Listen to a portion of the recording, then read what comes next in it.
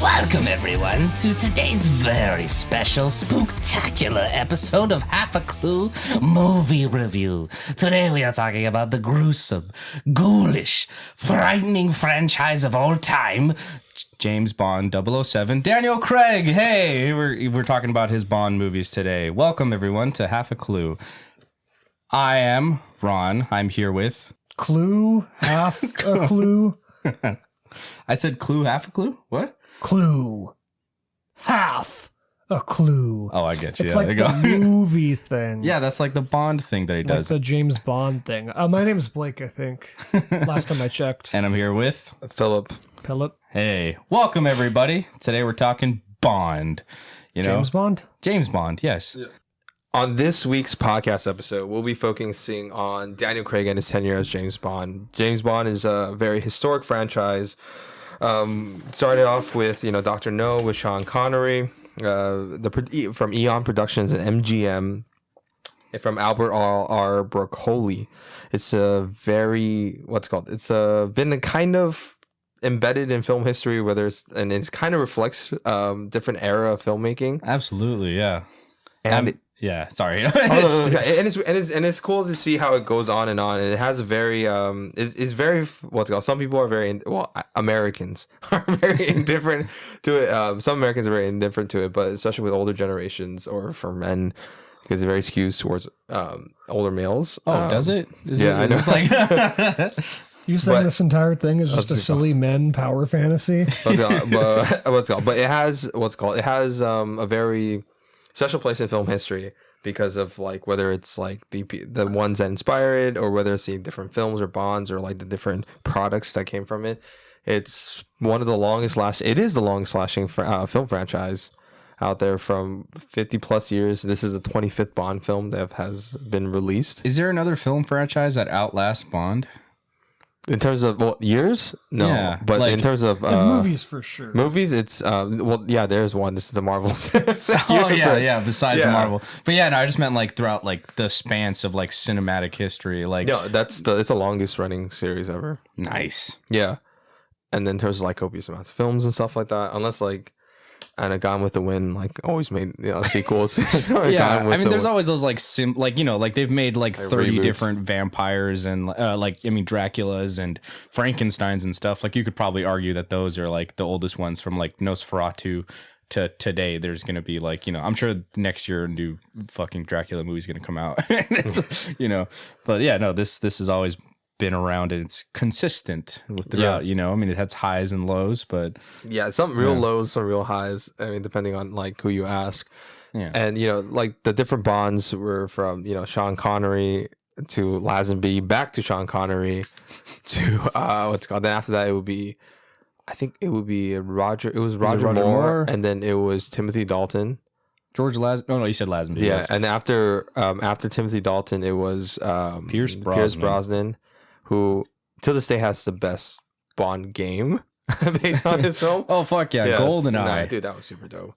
Even now, I get it. It's old and archaic, and you move weird, but it has a certain charm to it. Dude, I played so many hours of GoldenEye, even just playing against just trying to kill each other. Me and my cousin played hours and hours of just just trying to kill each other, whoever finds a jetpack first or whatever. Yeah. It's so fun. Around. Yeah, it's super fun. Because I think back in the day, if you wanted to play multiplayer on any shooters, you had to bring your computers and do LANs, and it's super complicated. But this one was one of the few times where it was just if you want to play a multiplayer shooter, you just plug it to your TV, 4 controller slots. And you'd always try to find that golden gun, and whoever did, it's game over, bitch. You had characters like Odd Job and stuff pop up from the classic films, and it was nice. And everything you shoot explodes. It was dope. It's very Bond, especially of that era. It was honestly, both in game and movie, Brosnan never recovers. Or Pierce. Let's go. Have you played GoldenEye? I actually have not. I know it's quite famous and people talk about it a lot, and I know that a lot of people are really nostalgic, but I never played it. It's wild. I know there was always cruel rumors that they were going to make a remake, and they actually apparently they fully made a remake.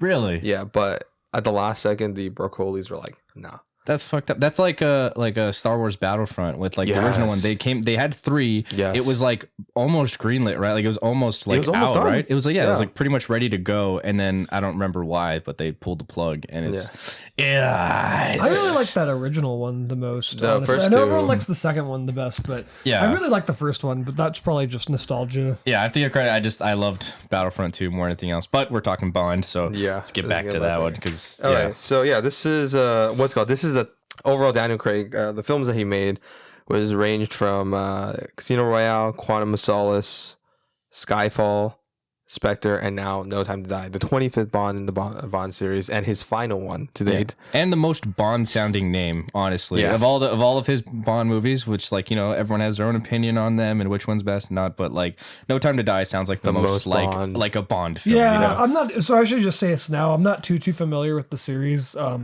I think these two gentlemen here are the Bond connoisseurs, but No Time to Die does have more of that ring you think of when you hear of that franchise, for sure. I remember when they came out with the title for Skyfall, everyone was like ragging on it. They're like, what the hell is Skyfall? That doesn't even sound like a Bond thing. Yeah. And it's like, to be fair, in the context of the film, it doesn't, like, it's like, I mean, it's obviously like a super important thing. That's like Bond, you know, it's his home. But like it still kind of sounds weird. I'm not gonna lie. I like it as a title. I like Skyfall. Okay, look, I like Skyfall, like the song, and I love the film. Yeah. It's not a Bond title. What would you have named it, just out of curiosity? And that one particularly, it's what's it called? I mean, definitely not You all the call time. that one No Time to Die too, actually. Yeah, honestly, that probably fits. That one really does fit that one. I mean, this one, honestly, if anything, like, you know, because, you know, there was In Her Majesty's Secret Service. Yeah. Like, this is like, that one actually was probably fit that movie better. Oh, yeah, I could see that. I mean, it was very British. It was very British. It was very much about M's relationship with Bond. Yeah. And you know what you could call Skyfall? You're getting old, James Bond. It's starting to hurt more. Yeah. Did they prematurely do? Skyfall, I think, is probably everyone's favorite. Then again, did they prematurely do the themes of Skyfall? Because then they do 2 more movies after it. If you know what I mean. I would say, yeah, a little bit. Because I feel like because of that, the last 2 movies kind of retread that, which is fine. It works out okay, but I do think Skyfall, ironically, even though it's like not a personal conflict for him, like, or directly, I mean, it is a personal conflict, but you get what I'm trying to say. That does like kind of feel like the themes of what a last James Bond or what a last movie in a franchise would have. Yeah, I think like that, like, you know, because basically we're talking about how James is like off his game. Yeah, he's off his game. He gets killed. He comes out like he doesn't get killed. Yeah, I mean, to be fair, when this film came out, this was Daniel Craig was Bond for 6 years already. Yeah. So I mean, at this point, I think it kind of made sense. It felt like it worked. It felt like and then the whole Spectre point was going to be the last one. Yeah, but I'm glad it wasn't. But it's it's what's it called? It's I think it fits because it's not even about like he's technically off his game, but it's not even that. It's like his basically resurrection. Yeah, right? And they're essentially because at this point Bond was on like life saving. You know, I mean they had to like after do CPR. Yeah, I remember that was a big thing around Skyfall too. It was like if Skyfall doesn't succeed, MGM as a studio was gonna die. Yeah, it was gonna go bankrupt. They were like all or nothing. Like if this shit doesn't work, we're so fucked. Yeah, MGM is like Eon Productions particularly is like a one film studio. They've made a couple that like failed, like the rhythm section with Blake Lively. The fuck is that? Never heard that. That's not a good sign. It's a spy film and stuff. You know, you and I we talked about it when it came out. The section is a spy movie. Yeah, and it was like it I failed. thought that was like a dance movie. I think like it was like a $50 million budget and like $30 million marketing, and then made like $5 million. I thought you were gonna say, who's the guy that was the host of X Factor in America? He was married to Mariah Carey. Oh no! Oh, Nick Cannon. Nick Cannon. I thought you were like Nick Cannon's movie, like you know, the drum one. Was it Drumline? Like that was a sequel. It's so weird. It's like, and that one like flopped super hard. So they're basically one film studios. Like if the Bond films don't do well, which they always do well, they always make a profit. This one, I think, will make a profit. No Time to Die we'll talk about, but that one's like if it doesn't, it's not really its fault. It's like I think Skyfall is still a better title than Quantum of Solace. I have to say, maybe that fits more. Okay. Regardless of the actual film quality, maybe that fits more as a title for a James Bond movie. But can you tell me that's not one of the clunkiest titles you've ever heard for a movie? Well, it was clunky. It was clunky in retrospect because the movie sucked. No, but like Right. even like when they announced it, it's like what Quantum of Solace. It just I don't know. It doesn't Like ring- Moonraker. Yeah, And it's just- I was hard, dude. All of them are weird as Thunderball. hell. Yeah, that was. I mean, that's like part of the more goofy appeal. era Yeah. of like Bond and stuff. Octopussy. Octopussy. Octopussy. Yeah, What is Octopussy can't forget that about? one. If any of you know. He has to fight a women that are like these 8-armed women. And no, I'm just kidding. Oh, I thought you were talking- That might be one of the ones where he's like, it's like when Roger Moore was getting really old, Yeah. like 50s plus. I think I may have seen Octopussy. I don't remember. Or was there And a then game Moon- on that one or something? I feel like I don't remember that. I think there have might have some been. kind of experience with that Moonraker's the movie. one. I think Moonraker's the one with like, what's it called? Because I watched the Roger Moore ones as a kid, and I know they suck, but I have a fondness because like my dad, that's his favorite Bond. Oh. Is there a James Bond movie where he gets into a sword fight? That's the Die Another Day. Oh. That's Pierce Brosnan. Oh, Okay. yeah. Yeah, There you and do go. you remember? It's like the was it Read It Bitch or something when Halle Berry kills Rosamund Pike's character? Remember? that sounds about like right. it's like there's like the Bible or something, and then she stabs the. Yeah, Die Another Day. Arguably, that one also one put of the- the worst James Bond. That movies one also ever. put the film on like Life Alert. Yeah, that probably that I could see that Oh. killing the studio pretty much. But like they waited how long until Casino Royale came out? I think Die Another Day was like 2000, like early 2000s, and it was 2006 was Casino Royale. Oh yeah, That's not too long. Yeah, no, that's not too bad. But I mean, I think it was the best decision they ever did to go with the Casino Royale route. yeah. They're just like The more hyper serious, realistic, gritty. yeah, Bond. extremely It's not even- stylish, yeah. pushing the sense of pushing like what I think always really is done great about Bond is that like they push the technical elements. They have like the best stunts and Yeah, like, the best visual stunts, effects. visual effects. Yeah, that's why Bond films are like they're supposed to be event films, right? Yeah, So like let's just go to the Connery Bond real quick. It's like and then kind of work our way up, but like the Connery Bonds, Dr. No was okay. That one, it's rough around the edges. I it's the first one, so like it's a lot of Love. collab like clout for starting the whole franchise. Mm-hmm. But it's really like Russia. It was like From Russia with Love, yeah, which that is a fucking Bond title. yeah. From that's- Russia with Love. That's Yeah. That's, From Russia with Love. I guess Skyfall's not that bad because it's kind of like Thunderball, in a sense. Yeah, Like, the yeah, two but I mean, syllables. I It's not never. my favorite. I was gonna say It's not my favorite. Thunderball. I think is a better title just in general, but It like has it doesn't a really. Thunderball. But if I saw it, like I wouldn't think that. I mean, I saw the title. I would never think that that's a James Bond movie. I don't I'd be think. like, I think dropping James Bond in total. I think that Skyfall is a much better title than Thunderball. it's not like that much. Skyfall. I think If someone Thunderball said like there's a movie coming out, it's called Skyfall, and give me no details, I'd be like, that's a cool title. I want to know what that is. I do think I would. I mean, it's think also nice I think I not would a think bad title. sci-fi, yeah. But just like in terms still. of a Bond title, Yeah, Thunderball like kind of feels more like a Bond title because it's like less sci-fi. Like Yeah, Thunderball I guess. sounds like it's like that's like a futuristic like that sounds like Running Man kind of Yeah. almost title where it's like, oh, what is that, like some kind of future like game thing that they have to play, and Yeah. Thunderball, welcome to the Thunderdome. Just like the American version of Squid Games. yeah, Yeah, exactly. what's it called? British. Yeah, what's it called? So yeah, but it was really it was really From Russia with Love, where you get the boat sequences and stuff where it's like, and they went like more locations, they improved the cinematography, they added more budget to the film, Yeah. and then they perfected it with Goldfinger. Yeah, Fantastic film. Defined Bond, Yeah. pretty much like For as the a gadgets, franchise. his humor, the like also the They have the- jetpack in that one. Yeah, he has a jetpack in. Is it Goldfinger? Oh my god! Because I know. Okay, I think what was it? Is You Only Live Twice is the one where they're all with what's it called? Remember they're on the helicopter bikes or something, and then he's dodging like the missiles and stuff. Dude, that was actually like I had a fun time watching that as a kid. Yeah.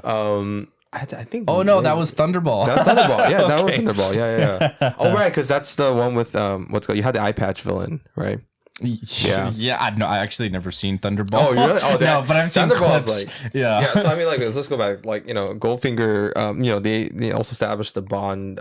It's like the Bond formula of 3 Bond girls per film or something, 3 to 4. Yeah. So the first one that dies motivates Bond. The second one that he meets along the way, whether he die or not, is 50-50. And the last one he ends up with. Yeah. Right. And in my opinion, really quick, like one of the super essential things about James Bond is the opening title sequence. Yes. Usually, yeah, for sure. And coupled with the song, right? Like the Bond song. And I think Goldfinger has the best of the Connery era. Yeah, arguably the best one. I know there's a lot of people who like Doctor No has a fantastic sequence. Again, it started it all off, and it's really cool and interesting and energetic and fun. But like Goldfinger is like what you think when you think James Bond opening sequences. It's so creative how they did it. It was like overlays and projections on top of people. Yeah, and like, they have like the sexy ladies, and they're like dancing. all covered in gold and stuff. Yeah. And you see like little tidbits from the film. And then like the fire and Yeah, dude, like so you might cool. see some stuff from like the previous films. It sets up what is going to happen in the new film, and it's awesome. Yeah, I think Goldfinger is probably it might be. I mean, it's not a hot take opinion, but yeah, it's probably my favorite pre-Craig film. What? I know, right? Yeah. But I mean, I have a soft spot for Thunderball. Thunderball's, I think they shot it in Panavision. Yeah. Oh, and also we can't. I'm sorry to cut you off, but like you can't forget too that Goldfinger also introduced lasers and like real more sci-fi shit too, where it's like it could have just been like a razor or something like lame, and I think it was originally. But then is that the ultimate one with the shaken not stirred? That's the one they introduced that film. Yeah, I think Really? it was shaken not stirred. Yeah, nice.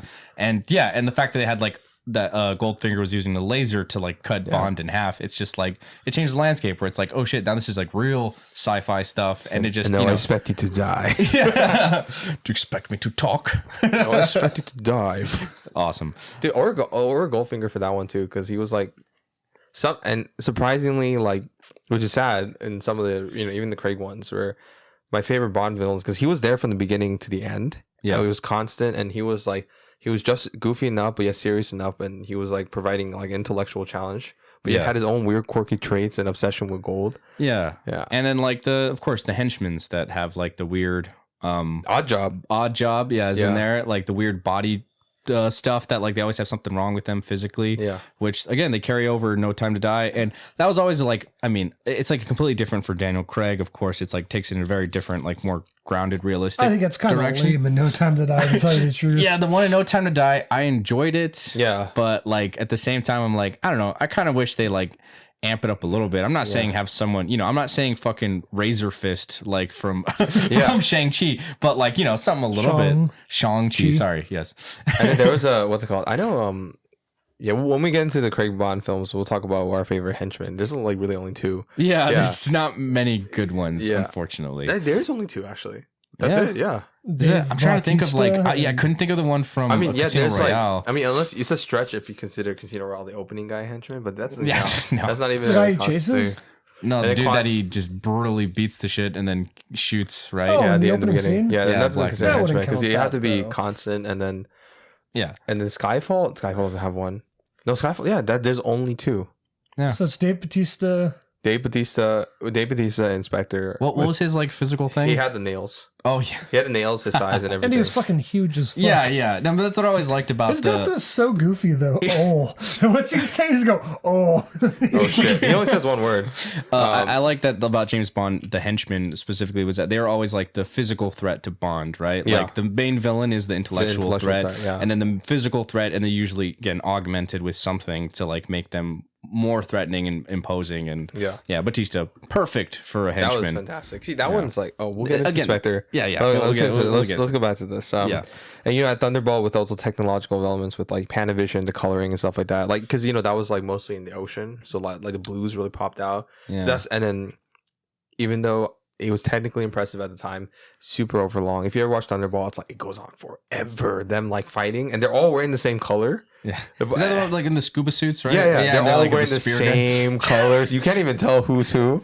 Oh, okay. I mean, it's not bad. It's a cool scene, but it does go on very long. Yeah, and some people's favorites. I really love it too, but it's not my favorite because for that reason. And then, you only live twice, which you had like the amazing bass.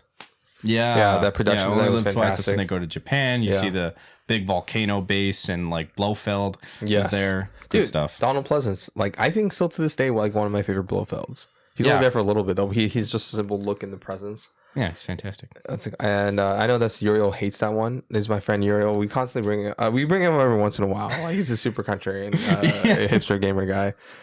My friend, good friend, but you only live twice. He hates the most. He's like. Because why?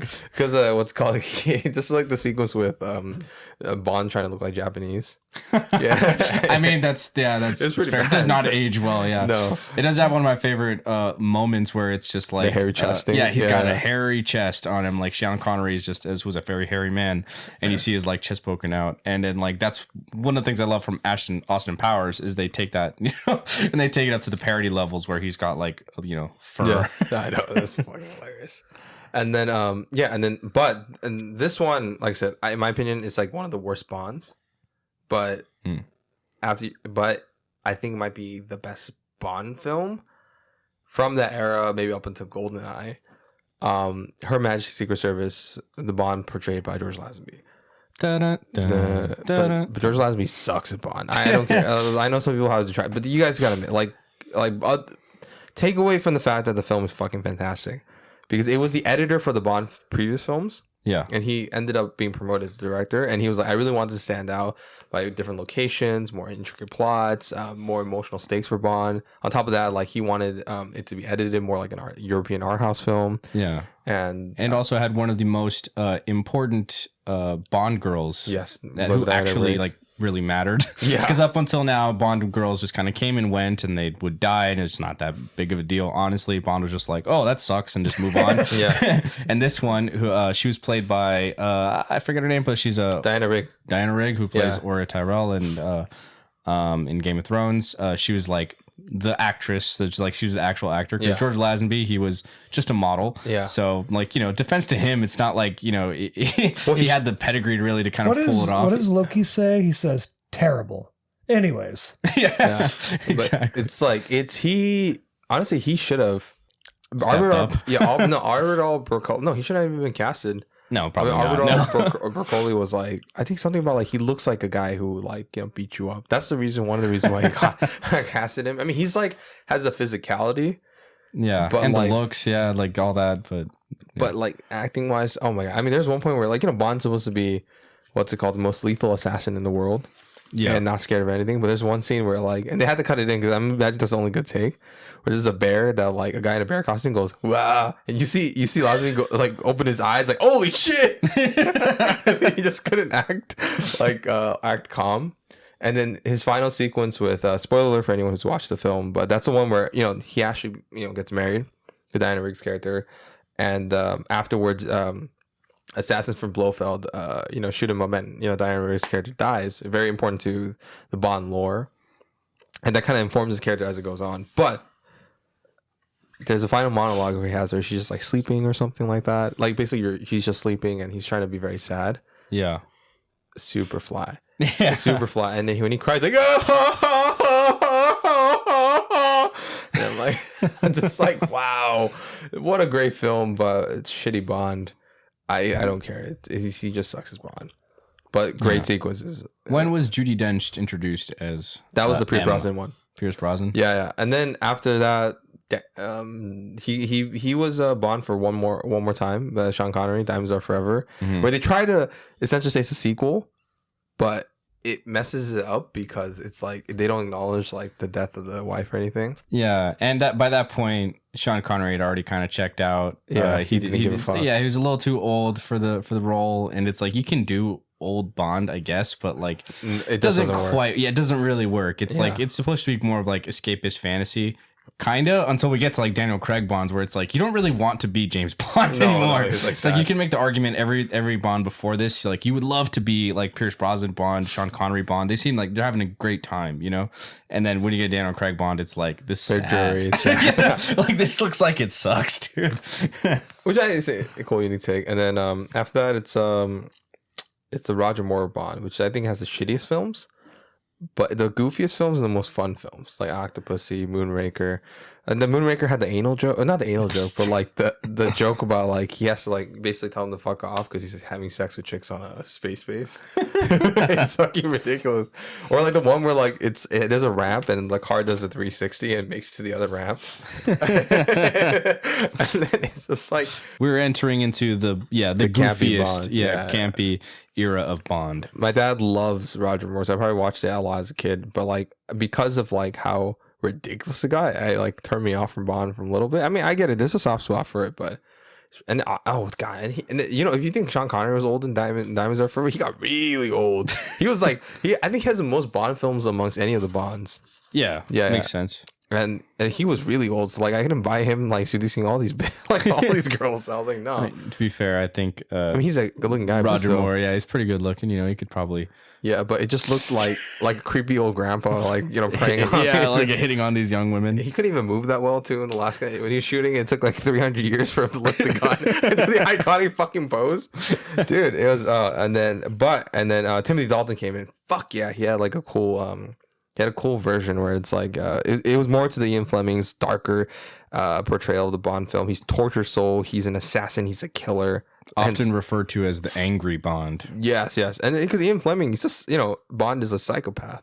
You know, which is funny because he based it off his friend Christopher Lee. So what did he think of Christopher Lee? But yeah, he's basically a psychopath. He's hardened. He's killed. He'll do his job no matter what it'll take. And what's it called? And Timothy Dalton was very adamant. He had probably the most creative control up until this point for what a Bond film has. And he was basically like forced, like he was reading Ian Fleming's book while in between takes, like, and he was forcing them like, it has to be fucking dark and gritty, and it has to be like this. I have to be like slapping people around. I don't care if it's male or female. He's gonna do the fucking job.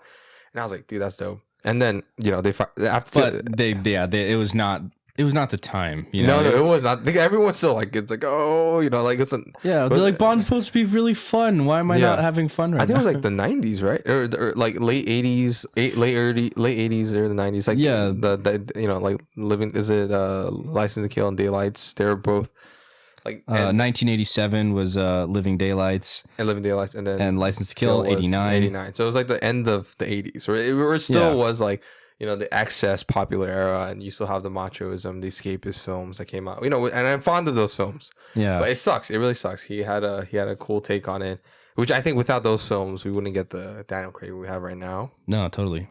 And then we get the Pierce Brosnan one, which is like, it's so weird. At first you thought it was like, because you know, okay, honestly, like bravo to Martin Campbell. I think he's the best Bond director, because, you know, I was gonna say Sam Mendes, but we'll talk about Spectre. But like, dude, he somehow came in and saved the Bond franchise twice.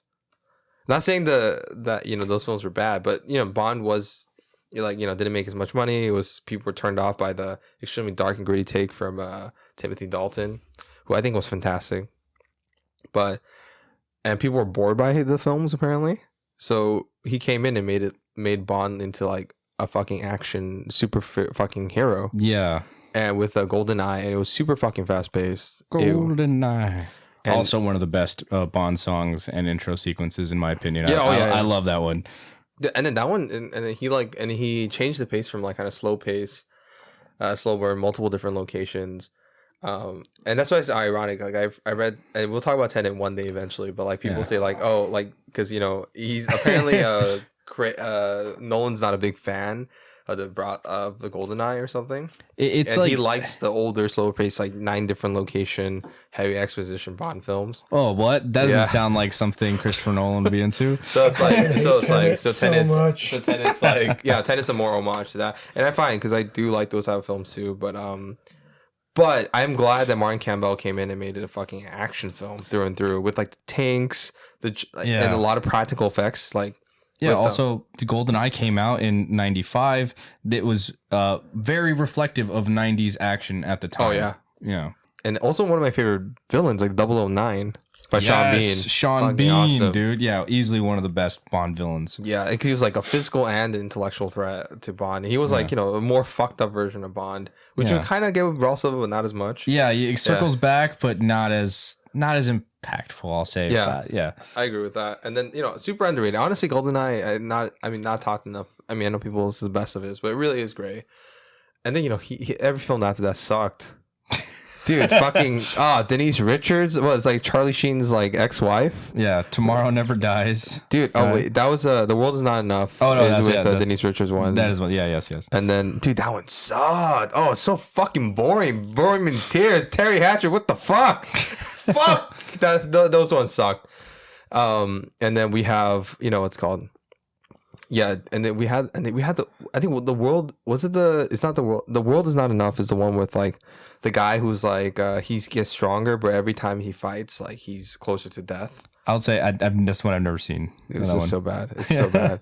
And there's other ones that he did too, but they all suck. And there's the one with oh fuck. They had like did Tomorrow Never Dies, he did World's Not Enough, and then of course Die Another Day. I think Tomorrow's okay. It's a cool title though. It is a good title. Yeah. Terrible movie. Well, no, Tomorrow Never Dies. It should be the Terry Hatcher one, right? And then I remember The World Is Not Enough is the one with the villain who, you know, the more he fights, he dies, but then he's stronger and he gets killed by like a gas pipe or some shit. It's ridiculous. Oh fuck that film. And also Tomorrow Never Dies, Terry Hatcher, and that's the one. Oh god, is that the one with Oh, that's he plays Pope Benedict. Oh no, not Pope. Jonathan Pope Pierce? Francis. Pope Francis. Yeah, Jonathan Pierce. Yeah. Yeah, he was wasted. And Michelle Yeoh. Yes, right. The only redeemable part of the film. Also a piece of shit film. Like they're a piece of shit after piece of shit, and then Die Another Day. Die Another Day has like the worst Bond song, and it's got like the worst, just I don't know, just all around. It has the worst sets, the worst visual effects. It has the worst. Cool title though. Yeah, great title. Great title. Wasted on a shitty fucking film. Yeah, seriously. Honestly, Die Another Day would have fit fucking Skyfall. Yeah, that's much better for Skyfall. Yeah. Dude, I fucking hate that film. Oh gosh. And then I remember like I was so offended watching the film where I was like, the beginning of the film, it's you know, he's in North Korea or something in his, you know, has a sequence there, he gets captured, and then he supposedly kills like the North Korean leader's son. And then the plot twist at the end. What? Oh my gosh. Are you fucking kidding me? He's somehow, I don't know, by getting his face exploded, the Korean guy is able to grow like 3 inches, turn British, redhead, and somehow he lost his ability to speak Korean. And he becomes John Cleese. I'm kidding. No. Dude, I love John Cleese, but what the fuck? When he was speaking Korean, it's like, 아버지, 생각 안 나서요. 그러면 안 되면 봐. I'm like, how the... I'm surprised he even understand. Dude, if I was the dad, I was like, who the fuck is this? Shoot him on the spot. I mean, like, this crazy ass guy is trying to impersonate my son. And then he's like, Appa. It was basically saying like, you know, dad, like something about like is like I didn't want to come to this dad, I'm sorry, and he electrocutes him. Apoji.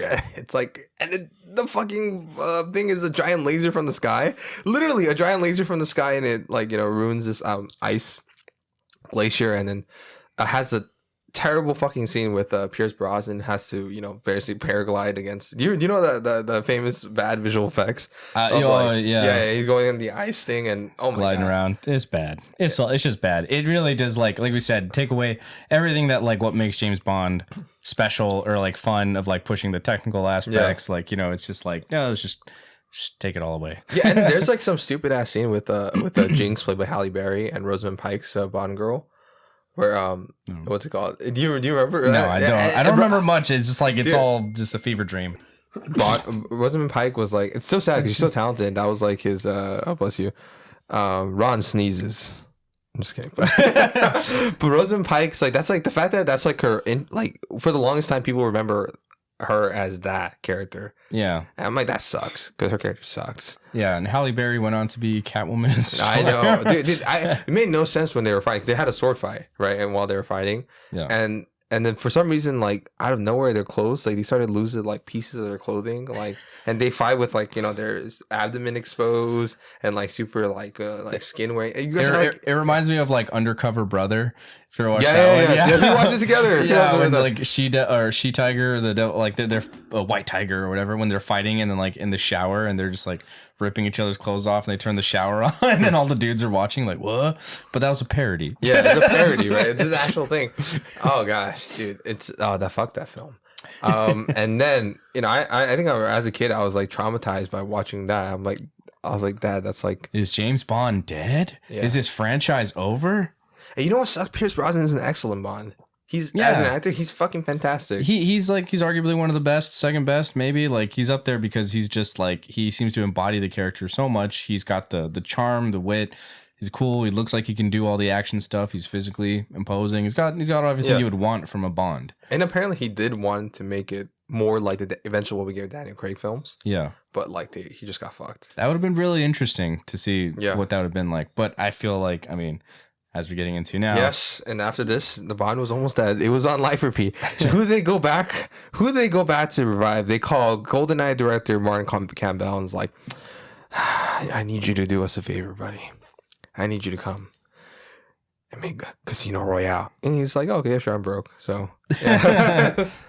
And you know, and they had an extensive casting process, and they eventually came upon Barbara Broccoli, because at this point, you know, Albert Broccoli died, and he left it to his two kids, his son, I think it's like Michael G. Wilson, and his daughter Barbara Broccoli, and they're in charge of the franchise now. And Broccoli. That's what I always think. Yeah, broccoli. I'm like, oh, broccoli, hey. And she she was like, okay, you know, we definitely have to do something different. You know, they got Martin Campbell, and they want to, you know, they finally got the rights, because the biggest thing is they couldn't make Casino Royale, which was considered widely to be one of the best Bond novels from Ian Fleming, but they finally were able to secure the rights to make it and actually adapt it and make one of the more iconic stories with modern technology and best, you know, whatever. Bring it to life. Yes. And they casted Daniel Craig and James Bond, which is a huge controversial thing at the time. Yeah, super controversial. People thought that like he wasn't good looking enough. Yeah. That the fact that he had blue eyes was weird. Blue eyes, blonde hair. Yeah. On top of that, like, yeah, that was the big thing. Blue hair, blonde eyes, and he's a little bit more rugged. Yeah. Yeah, looking and stuff. But Not then as pretty as the other James Bonds. I think I honestly think like we'll I feel like, I don't know, the image, not that I'm disagreeing, but the image of James Bond is like almost like the Honey I'm Home 1950s guy, except way tougher. You know Don what I mean? Draper, pretty much. Yeah, like Yeah. Don Draper. Like that's kind of the image you get of like James Bond. Yeah. Yeah. So I mean, he is kind of a whole. It's a very different- departure. It's a big departure, but I think it makes sense for. But also, who cares? Yeah, like really. Well, no, I mean it does matter, because like this whole thing is yes, with sex appeal, but yeah, the Craig sex does appeal have is sex there. appeal. Yeah, it's like arguable. I know people who not think Daniel Craig is good looking, but I'm like, I think he's a pretty good looking dude. dude, like try looking like that at 50 plus. You know what I mean? It's like, yeah, he's like, sure, there are other actors that are more handsome than him, but I'm like, he's a pretty handsome dude. Tom Hiddleston Yeah. would be a good James Bond. Not now. No. He's Well, too not old. now, but Yeah. Yeah, he would have been. He would have been fantastic. Yeah, actually. I think I could totally see that. I feel like Henry Cavill was almost he was second in running for Casino Royale. really, Yeah, he was he was very young though, wasn't Yeah, he? Back yeah. then, like which makes sense, because you know it's supposed to be the origin of Bond. yeah. yeah, Yeah, He but doesn't they even have his license to kill at the beginning of the but they movie. went with Daniel Craig because one, his audition was like, I was watching the behind the scenes, and you know, out of all the auditions that I saw, like he's the one that got at least that script right. Or he had the perfect amount of, you know, dead eyes, the silence, and he was took it very seriously. But at the same time, he had this like nice rugged charm to it, and there was like efficiency to the way, because this is the most efficient Bond, right? absolutely. Yeah, just like to the job. And out of everybody, like, you know, other people try to swarm it up a bit, you know, luxury in the scene. And there's a couple of like they gray out the face, but you see them like kind of lounge in the background with like the arms like fully wide. But Daniel Craig, he took it, whereas he opens the door, gets the girl in. What do you need? Pushes her out. And I'm like, okay, that's great. And you know, Barbara Coley was like, this is the only one, but there was so much pushback regarding this. Because not black hair, the blue eyes is a weird thing. A lot of like, honestly, kind of silly complaints. Could you imagine if Henry Cavill had gotten this role and then Daniel Craig went on to be Superman? Oh, that'd be It's a fucking weird hilarious. alternate God, could you universe. imagine Daniel Craig in the Superman suit? No, that would not. No, work. that's actually impossible, because Superman is actually supposed to be like, you know, He has a very specific. he's look. supposed to be the epitome of like what a man could look like. You know what I mean? You know, like He's Daniel Craig the is man of epitome. tomorrow. Yeah, as much as I love Daniel Craig, it's not even about his looks. It's just like the height. Yeah, that's true. It's like Superman is like, he's got to be like 6+, like 6 foot plus. and not even just 6 foot plus. He has to look like a monster, like in terms of beef. Like in Yeah. Henry Cavill, you know, He what I mean? beefed the hell up for that. Like, I think he had like, well, I mean, we're not talking just Henry Cavill, but I remember that like when he got cashed for Man of Like Steel. Jim Jones and shit. He Yeah, was like like, he had lost a lot of weight beforehand, and then he beefed up like crazy to do Man of Steel. Because like I remember they were just like, you gotta like look, you know, more stronger, you know. And he's like, oh, don't worry about it, like I'll do it. And he like tortured himself, and after that he was like, I'm never gonna lose weight for a role again because I don't want to ever have to do that process of having to build all that muscle up again in such a short period of time. Because that's great. Yeah, that's great. That's great. I love Henry Cavill. We'll get into that a bit. Yeah. But yeah, so they basically got him. It was very controversial at the time. People were shitting on it. This is pre-internet, so luckily, I think like who knows if he survived. But you know, and then Daniel Craig, and then they also watched his film by Matthew Vaughn, Layer Cake. Oh, I've not seen that one. No, I've not seen that either. I would love to see like get more into Matthew Vaughn's stuff. And that one's fantastic. That one's actually like almost the most Bond. Like he plays a similar character where he's like a very what's it called, a smart, intelligent person who, you know, with good with guns, is able to seduce females pretty easily, and at the same time, Matthew Vaughn likes James Bond stuff. Yeah, I know. That's hasn't like, been apparent with his recent movies. and so like and then pretty much like that's why you know, that's why it was a good indicator for. That's why like when that film came, like when they said Casino Royale, because I've seen Layer Cake at this point, I was like, oh, that's super cool. And then you know, but I didn't know about people shitting on it. Matthew Vaughn never directed an actual James Bond movie. Yeah, no, because he wants to. No, because he wants to do what's it called? Fucking. He wants to do his Kingsman shit. Yeah, he always wants to use like absurdist takes on the film, satirical take, which I like. I prefer for him to just do that. Yeah, it's like with First Class, who had a lot of Bond elements to it. To like, I mean, of course, Fassbender was in the running for Bond. If Spectre, Fassbender, I think would have made a great Bond too. Not now, but yeah. Yeah, and again, gotten a little too old. Now you could play old man. You can play old Magneto. No, I'm kidding. He's still pretty fucking young. I'd be down with an old man Magneto thing starring Michael Fassbender in 20 years. Yeah, absolutely. Oh yeah, but I don't think it's gonna happen. But no, it won't. Yeah, I mean, we never know. I mean, that is a thing too. Is the multiverse? Multiverse. Who knows? Also, it just seems like he's like so out of it. I could see that, but like if they gave him like the right script and everything, I could see him coming back. Yeah. What's it called?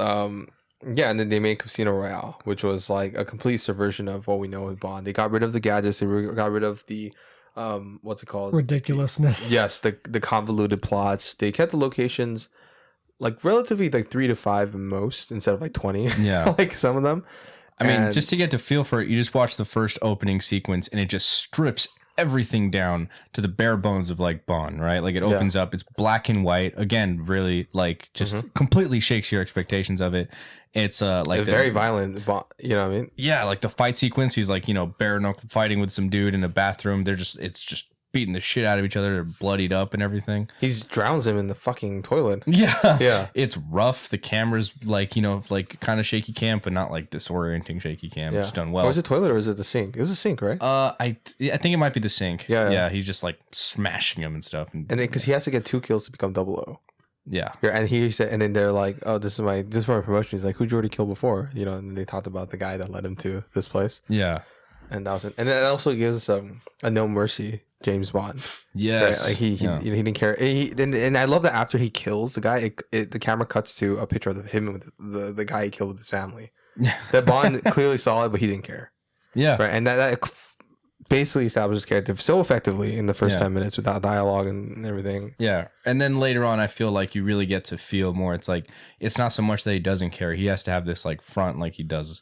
And then, but deep down, it's kind of just eats away at him, you know? Yeah. Like, and that's one of the main focuses, of course, of the Daniel Craig Bond is like how much this job of being a 00 like just eats at your soul. Yeah. Eats at his soul. It takes a toll on his life, personal and mental, physical, everything. Yeah. And of the actor. yes. And then and you have the and what's it called? And this is like the closest. And then this is like kind of like I bet you Timothy Dalton watches. He's like, oh fuck. Yeah. You know what I mean? I'm like, honestly, I like to think that he was probably like he probably enjoyed it. Like I feel like he was loved probably it. He probably was like, oh great, they finally did it. Yeah. They did what they're supposed to do. And that film was like even the opening sequence where he's getting the parkour guy. Yeah, dude, it was thrilling. Again, at the time, parkour was not really well known. Like it was like around, but like it wasn't that big thing. And then here it is, like on a big cinematic, you know, film event, right? This is like it's a big thing. This, Mirror's Edge, and Assassin's Creed kind of brought this to the light. Yeah. I mean, and The Office actually. Too. Yeah, The Office. Kind of. It wasn't actual parkour. I know, but like people were like, "What the hell is parkour?" Like, and there was that parkour film with the actual adventures of parkour, like District B15 or some shit. Oh yeah. Yeah. That one was crazy too, but. Yeah, it was super dope watching that film, and also it just shows Daniel Craig's Bond is like this different type of beast where like instead of elegance, it's like he's a blunt instrument. He's going through walls. He's trying to find shortcuts. Like remember the guy is like climbing on the crane, but Bond all he does is like smacks what's it called? I forget what he smacks, but he like jumps through like to the top of the crane. Yeah, by breaking this chain and stuff. Yeah. He's relentless. Yeah, he's like a force. And that was great. I loved it as a kid. I was like, oh, jerking myself off watching it. It's like, fuck yeah, this is the one that I want. Yeah. And then I was like, afterwards, like, I feel a little weird jerking off to people. I was like, oh shit. People in the theater had asked you to leave. They're like, sir, they're like, please. sir, please, no, stop coming. You already came. This is already your second come. You know what I mean? Third come technically, because you came during the bathroom, blocking my bathroom scene, him killing the man with the family. This one, please. It's going on to the people in front of you. You know what I mean? It's becoming an issue, sir. It's like I wonder how long it would take for staff to respond to that. Yeah, I know. They would have to like. You think about it, the cum would have to hit the back of the person's head. That person would have to go along all the way. Yeah, just I've seen people not get kicked out of the theater for being really loud. Yeah. I don't even know if they'd notice if someone was jerking off. Yeah, right. I mean, especially if it's Casino Royale, everyone's gonna be so enthralled in the movie. The guy in the cum dripping down the back of his head, he's not even gonna notice. And by the time he gets to there, I've already came in the next time because someone already died. It's the person who rolls down. But dude, I had a scene when Don John. When I watched Don John, that was like watched it. It was at Harkins actually. Yeah. There was like one other old guy in the back, and he was straight up like jerking. Oh my god! At least I don't know. I just dared not to look, but I heard him go. Oh my god! And I was like, what? Okay, I'm just like. I was like, I just don't want to. I'm like, don't want to even look. Don John to jerk off. I know. What the fuck? It's Don John points out that there's something called internet pornography. Yeah, I know. It's like that film. If only it was better. I'm just kidding. It's not that bad, but yeah, it was okay. It was like, oh gosh, what the fuck? Okay, so back to this. All right, so after I jerked off 3 times, yeah, and then that film was just like so excellent, and it also has I think it has my second favorite Bond girl after Diana Riggs, Bond girl, which is Vesper Lynd, played by Eva Green. This one had the big one. Yeah, this one has the biggest impact on his character. This one also is toe to toe with Bond when it comes to wits, and also toe to toe with Bond when it comes to just like that's just like emotional mental strength. And she probably leaves the longest lasting impact. I'm not too familiar with Bond, but I would guess the longest impact out of any of them. Except the Diana Rigg one, but yeah. Just because she literally has a presence in like all 5 movies, essentially. Yeah. Like there really isn't a movie without her presence lingering in the background of his subconscious. She's definitely kind of like one of his like weird driving forces. They make a point at the end, No Time to Die, where they're like, okay, you have to let her go, man. I found, honestly, I don't love how they handled that, but we'll get to there. We'll get there when we get there. I'll say my piece when that happens. We'll get there when we get there. But yeah, this also features cock and ball torture, which is great. Yeah, which is fantastic. I was like watching that and I was like, wow, I can't jerk off to this. Why not? That's the thing you're supposed to jerk off to. Because I'm thinking about like as I'm jerking every time. If you're jerk off to anything, every time you should jerk off to the cock and ball torture. Every time I do like a stroke, I'm imagining my balls getting caved in. So I'm like, if my balls get caved in, then how does cum come out? And I love that he's like he's laughing too after a certain point. He's like, I have an itch. And what does he say? He's like, you're beating my balls or something. Right? Yeah, he's beating my balls. Right? It's like, dude, okay, so let's talk about the villain Le Chiffre real quick. We won't go in depth into all the films because some are not worth mentioning. But Le Chiffre, honestly, Mads Mikkelsen, this is like I think he's one of his big Hollywood introductions. Yeah, early for him, very early role for him, and fantastic. Like he was he's one of the only Bond villains where like, he has a motivation where it's not to rule the world, but to basically survive. Yes, and then he feels you felt for him. Yeah, and the desperation that came from him, and even like. How he's trying to manipulate. He's more of an intellectual threat, which I loved. Mm-hmm. And and how he goes toe to toe with just like the actual Casino Royales, the casino sequences between Bond and Le Chiffre was fantastic. Yeah, and with the different ways he tried to manipulate, like poisoning Bond. With like the heart attack and everything. Yeah, dude, he has a little weird trait that a lot of Bond villains have. This is like bleeding eye and everything. Yeah. At first, I thought because like the way he looked like, I was like, are they gonna set him up as Blofeld? Yeah, right? That's what I thought too. Honestly, like I remember because I didn't see Casino Royale till a little later after it came out, but I remember seeing stills from it, and I thought that was Blofeld. Yeah. I was like, oh, is this like their Blofeld or something? It's like, oh no, it's a different dude. I'm not gonna lie, I kind of wish they did. Retrospectively, I think that because Mad Max was fucking fantastic, right? Yeah. But they probably didn't. They didn't know, right? They didn't know how great he was. That's one of my issues with the Daniel Craig Bonds. I love there's a mixed bag of like good and great, arguably the best, at certain points. But then there's like the villains have always been like just a kind of thorn in my side when it comes to I think there's this. only been like 2 good to great villains in yeah, this series. that's Well, to be fair, lame. That's pretty good when considering that the other Bonds have like some Bonds have 0 good villains. Yeah. So it's a complaint, but it's not. And I think it comes back, unfortunately, with No Time to Die. When we'll get to that, like what exactly my complaint? Because it's a weird mixed bag. Again, it's like I think that movie sums up so much of like my issues with the villains. Bad. Yeah, where it's like, I have a lot to say about that, and it's a lot about the villain, but there's another element that I kind of want to discuss. Let's focus on this. Okay, so like Lashif, I think he's pretty fantastic as like a first villain. You know, Yeah. And I do wish. I mean, okay, when he died, I think for the film it worked the best that he died, and you're trying to set up the previous threat, and you're introduced to Mr. White, right, who's part of the secret organization. Immediately, I was thinking, oh, Spectre. Bryan Cranston. It's great. Let's go. But like, I was thinking like, ooh, Spectre. Like, oh, that's like, is he Blofeld? Like, and I was like, but we'll talk about it. Like when we get to call this out, I think we just the action sequence was great. Casino stuff. Dude, even the airplane sequence. When they were the bomb, he attached the bomb onto the guy. Oh yeah. Yeah. And then we get to the sequence where Bond and Vesper both have to kill a person. Right, and they have to shower afterwards, and she's also showering from the guilt of killing a person. They hold together. One of my favorite. That's like one of the few moments of vulnerability you've seen from Bond. You usually don't see that. Yeah, and you get it adds so much more weight to it. Like you immediately kind of like it opens you up to her. Like you see her as a person more. Like she seems again very vulnerable. Like it's not always like the Bond women are usually either very like, oh, they're coy and kind of like just not have any depth or character to them. Like they're just like either they're just sexy or they're like witty or funny or sometimes dangerous. But like you say Pussy Galore didn't have that. but she was like she has some she carries some emotional weight and she has secrets to her too. Like that's the character which they ruined in Quantum of Solace. So let's get to that film now. She has depth. Yeah. See, and it ended on such a perfect way. Like Mr. White gets shot. And this is the first time. And by the way, before that, I love this moment. One of my favorite moments in the film, just to show you how much it subverts the Bond sequence. They're like, "How do you like your martini? Do I look like I give a damn?"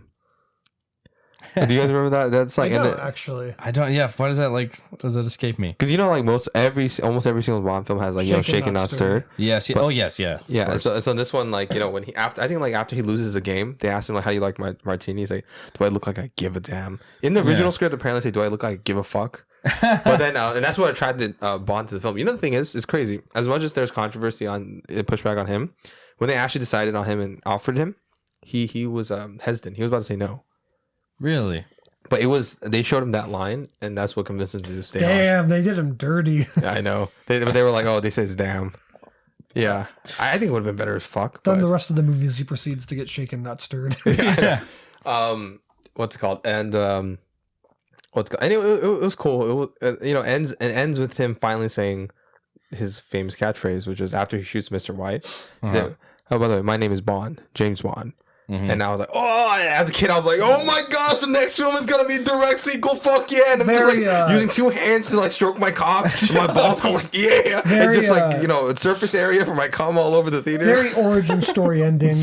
Yeah, super. Much like the end of X-Men First Class. The Eric, call me Magneto. Yeah. Or there's a lot of movies that have origin stories where it kind of ends like that. Very very Bond of him, by the way, Matthew Vaughn. Yeah. I'm Batman. So it's like that was great, and then Quantum of Solace came out. Yeah. Oh gosh, Terrible. the first mistake they made was hiring Mark Forster, who is a fantastic director. He did Finding Neverland and Stay, which I love both films.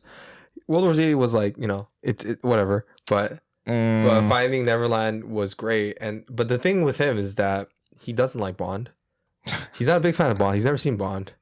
But they were like, oh, this could be a cool subversive thing. Like, oh yeah, oh my god, Let's see what he brings to the table. Yeah, fuck It's that. just really boring. Yeah. I did not Yes. rewatch Quantum of Solace because I don't think I can watch that movie again. Yeah. But the thing that sticks out, and you have to remember, when Quantum of Solace came out, I was like, what, 12? How old were you? Yeah, probably a little older. Yeah, so that adds up. So I was like 12 when Quantum of Solace came out. The opening to that movie is this crazy fucking action scene where he's like, you know, in a sports car driving up a cliff. It's like all this crazy shit's happening. And I just remember as a 12-year-old being like, oh my God, like I am bored. I think I fell asleep and had to like watch it again another day.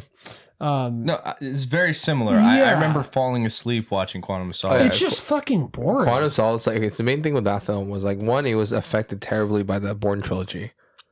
The what's it called, where they adapted all the worst parts. Oh, like the shaky cam. Yeah, and the stuff, shaky cam, Yep. the grid, and Also a victim of the writer's strike, thing. though. Yes, so the WGA had a writer's strike during this period of time. A lot of good media was fucked up that Yes, time. Breaking Bad from being like 13 episodes to Heroes was seven. absolutely destroyed. Yes, Yeah. they never recovered. No, absolutely. It's like Yeah. it had potential, and it was like this could be cool. Not that you guys care, but Ugly Betty got affected pretty badly too.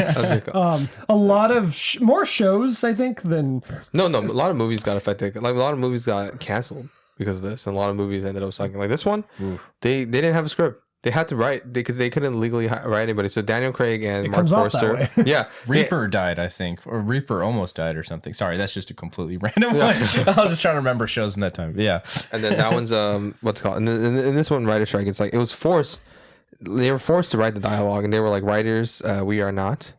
And he says, and then they were thinking of dialogue on the spot and who to cast like on the spot. And what location they went to on the spot. So you could tell like they couldn't plan anything, storyboard anything. I know that some people are upset they don't really want like a James Bond revenge movie either, because there's like an element of that in this. Yeah. But he doesn't really even do revenge. Yeah, but I know that a lot of people forget about thought it. that fundamentally was like a flaw in the movie. and it has some good action sequences. Like No, some, it has no action. I always it's remember not a single one. What are you talking about? They could have been, but they're all filmed so badly. It's like the camera is like he has epilepsy or something as he's like shaking. He's thinking of a That's a He, of stroke. course, has the best moment where he's like falling down or whatever, and he catches himself, flips around, and then shoots the That's dude. a one shot. Yeah, That's that not a is good the action one scene. shot. Yes, that's one what I'm shot. referencing. Yeah, that's not even an action sequence. It's a one good shot. Yeah, it's the one redeemable moment. It I has remember like a- seeing that in like the trailer too, and being like, "Ooh, it's gonna Yeah. be fun," and you then know- watching it, I was like, Even with Casino Royale, which has a lot of dirty and gritty and stuff, Yeah. but even when he did that, there was a class to him, right? Like he Yeah, knew what to do. yeah. Like he would always like fix himself after a Style. sequence and stuff. But this one, it was just mean, and it was like it was not even. It was just like dirty, grungy. It didn't feel like Bond at all. And this is weird because at the end of Casino Royale, he becomes James Bond, right? So it's almost like he regresses, and yeah. like none of the things that you would think about Bond, like because Bond has the thing where like he cares about his style, like looks good even though he's fighting, or Bond certain elegance or way he fights, and are always like trying to be as efficient as possible. And this one, it was just like he's just doing the extra mile, broken glass. It was really bad. I remember the motor oil thing. Yeah, it was like the weird homage to Goldfinger. He probably watched that like 2 days before filming, and he was like, "Yeah, why don't we just kill this Bond girl and just cover her with oil?" It was stupid. No, that too, but at the very end with his With Dominic Green had Yeah. to, yeah, that was stupid too. And Oh then yeah, and also the worst named Bond villain Dominic so far. Green, because they thought about it on the spot. They Yeah. really did. It's like Lashif, Silva, Blowfield, Blofeld, yeah. Seffin, and Dominic Green. Dude, it's I wonder terrible. if he's related to Lewis Green, the character from Dexter. But dude, it's just absolute shit. It's like and top of that, it's like just I don't know what the fuck they were thinking. And Daniel Craig was really pissed, and in a weird way, it kind of informed how they made the next one. And also, by the way, when we find out like the whole perpetrator for first, Mr. White disappears. I thought he was gonna be the main villain for Quantum Solace. And they said, and they didn't say Spectre. They were like, this Quantum, which you find is bullshit, just Spectre. Yeah. It's stupid as fuck. I mean, They don't acknowledge this film, really. yeah, as we're going over it, like really, it's like the whole Daniel Craig era. This would have been the film to introduce Blofeld and Spectre and have it, lead into the next stuff. In And a way, they didn't have to do it. No, they didn't. Retroactively. No, Yeah. it doesn't even. They I don't mean, like- reference it at all. In No, Spectre, but- there's like one mention that, like Quantum, is actually Spectre. Yeah. And also they have a picture of Green. and that's it.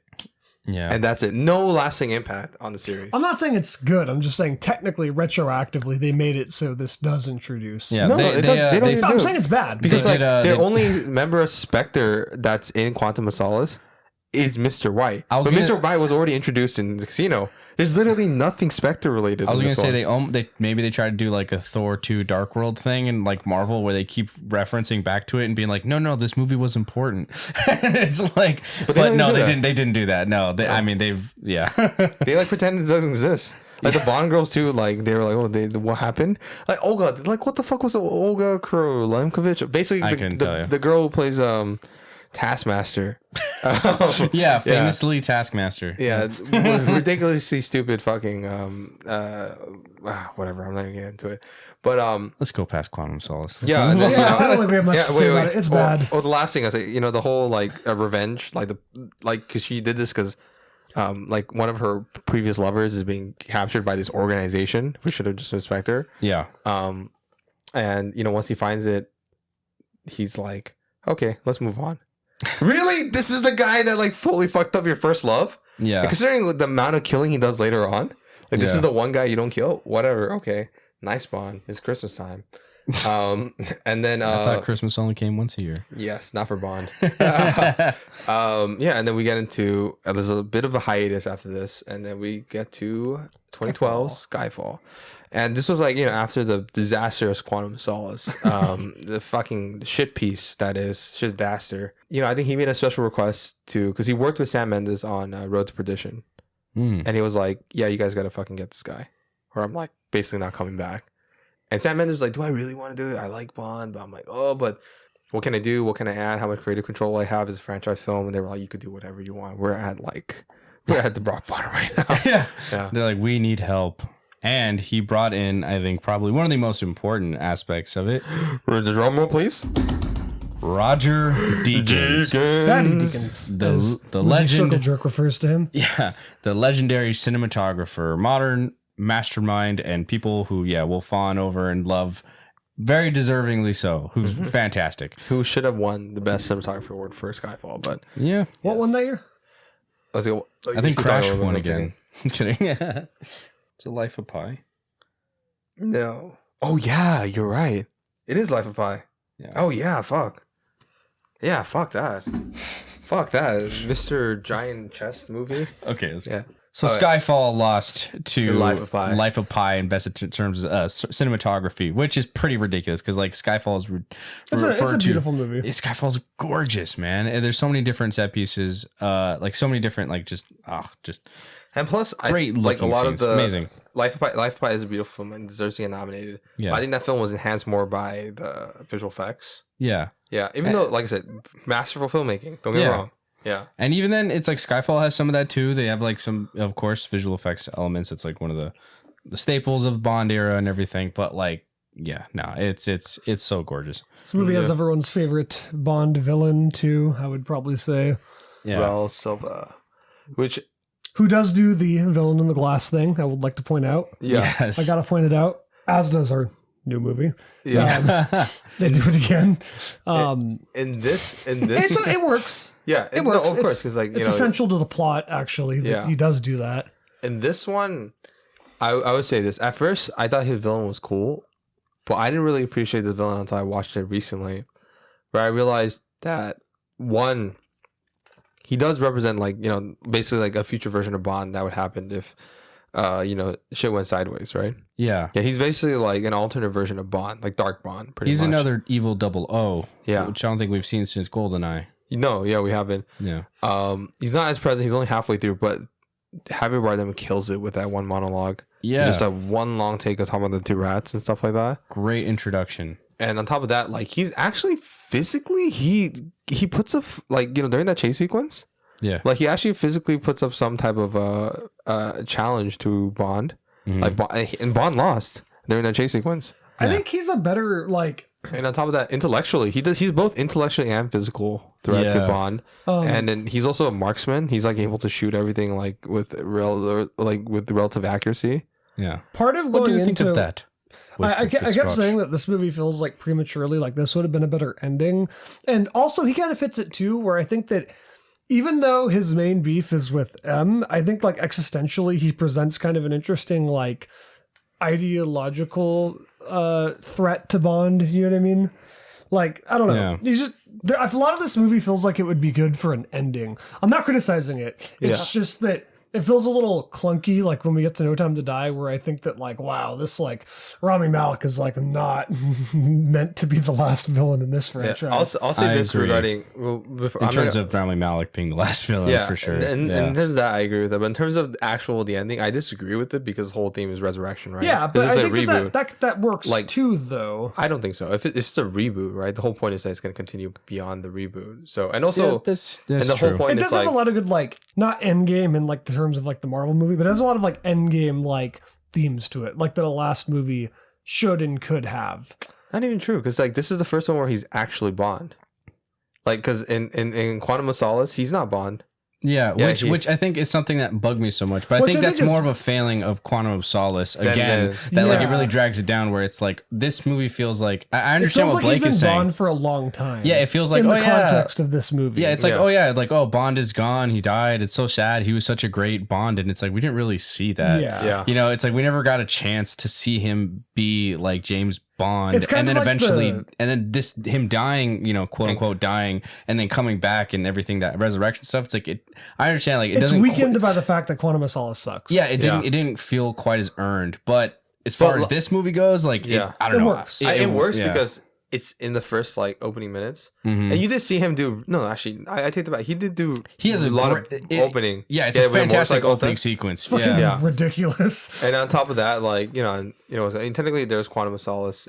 Fuck that film, but Yeah. and Casino Royale, I did do a lot of what's called amazing feats there. But in Skyfall, yeah, it would have been nice to see like a Bond film that didn't suck, and Yeah. actually further that. What if Daniel Craig just actually died there and then it just shot on like that snowy area that he's at for the rest of the movie for 2 hours? Oh, we'll get into No Time to Die possible plot threads that they were actually gonna do, but what's it called?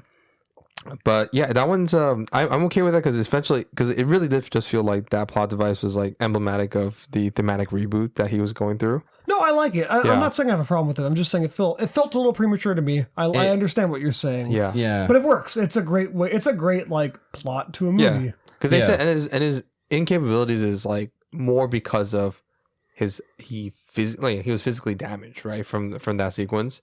Yeah. And it's basically just like it's a very meta in the sense that like Bond, there was a big argument, is this even necessary in the modern times? It's such an old franchise. Does it have a place in film history? Does it have a place in current modern cinema landscape? Is it time to hang it up? Yeah, pretty much. And then so like just like with this film, the idea is like the film is arguing for Bond's existence and relevance in current modern cinema. And that's why I think it works. And No, that's it why works. if this was the last film, that would kind of defeat the purpose, right? Because if you suddenly like argue for its relevance and then this is like the last film, then that wouldn't work. And also, and hence like at the end, like they introduce all these new elements that a lot of Bond fans were actually waiting for, which was like the introduction of Moneypenny Q. with Ben Winshaw's my favorite Q, by the way. He's fucking Yeah, fantastic. he's great. And you have I love their opening meeting too, because he's very young. He's like he's like, he has that little witty banter with him at first. He's he's like, you still have spots. And he's like, age is no like guarantee of like, what did he say? Like, fuck, I can't remember. age is no guarantee of like efficiency or something like that. Yeah, and he's like, in youth there's no guarantee of innovation. innovation. It's like, yeah, that's It's like, what did you expect? The exploding pen? Yeah. You remember it's fucking from the Pierce Brosnan films. Yeah, which again, that's another thing. I love that it's more gritty and down to earth, but I always kind of did want them to amp up the gadgets What you do a little in the bit. later ones? A little bit. But it's like I'm not saying again like this doesn't have to be like super ridiculous, but I think by the time we do get to No Time to Die, it does have some of my best. My favorite gadget stuff Especially with the in the car? Daniel Craig stuff. Yes, Yes, specifically the the car. car. Yeah, we'll I talk love about what they that. do with the It's an car. exploding watch, Inspector. Yeah, actually, Yeah. the thing is, they do have that car. No, that same car is in Skyfall. Yeah, but Yeah, it's not and as it- like No, it has the same thing. It goes like with the machine guns and rotates and stuff, and it has a like ejecting seat and everything. yeah. Does it? Yeah, it does. Remember that's I why when remember that. M The was seat? M was berating Bond, Oh, like he opened up the latch He's like, Oh, go yes. do it. I dare you. Yes. I remember. Okay. All right. So like, and then, you Been have a lot of Bond going on. Yeah, I know there's a lot. But then, like I said, they introduced a lot of the first time elements for that film. So that's why it didn't feel like an end game to me. Like it felt like a reintroduction to Bond, to the modern cinemas franchise. And it did work. It was like the highest grossing Bond film of all time at $1 billion. And they do a little thing where they link Bond's heritage to being Scottish, which is a little nod to Sean Connery, of course, who is Scottish. Yeah. And then so like it's like going back to origins and going forward, and it really felt like a loving homage to the entire, because this came out the 50th year anniversary of Bond. Like a big homage to the entire history of Bond films with Sam Mendes, and Classic car. Yeah, I'll do that car scene. I was jerking off. I was jerking off through my ass. I was going through my ass cheeks, and I started like rubbing it, and then it came out through my mouth. Oh my god, that's what's it called? But if we were getting monetized for videos, it would just been demonetized. Oh, it would have been demonetized. Yeah, it was like a little section. You have to be a significant section afterwards. I think it's like after you can't say fuck or something within the first minute or so. It's so stupid. It's demonetized.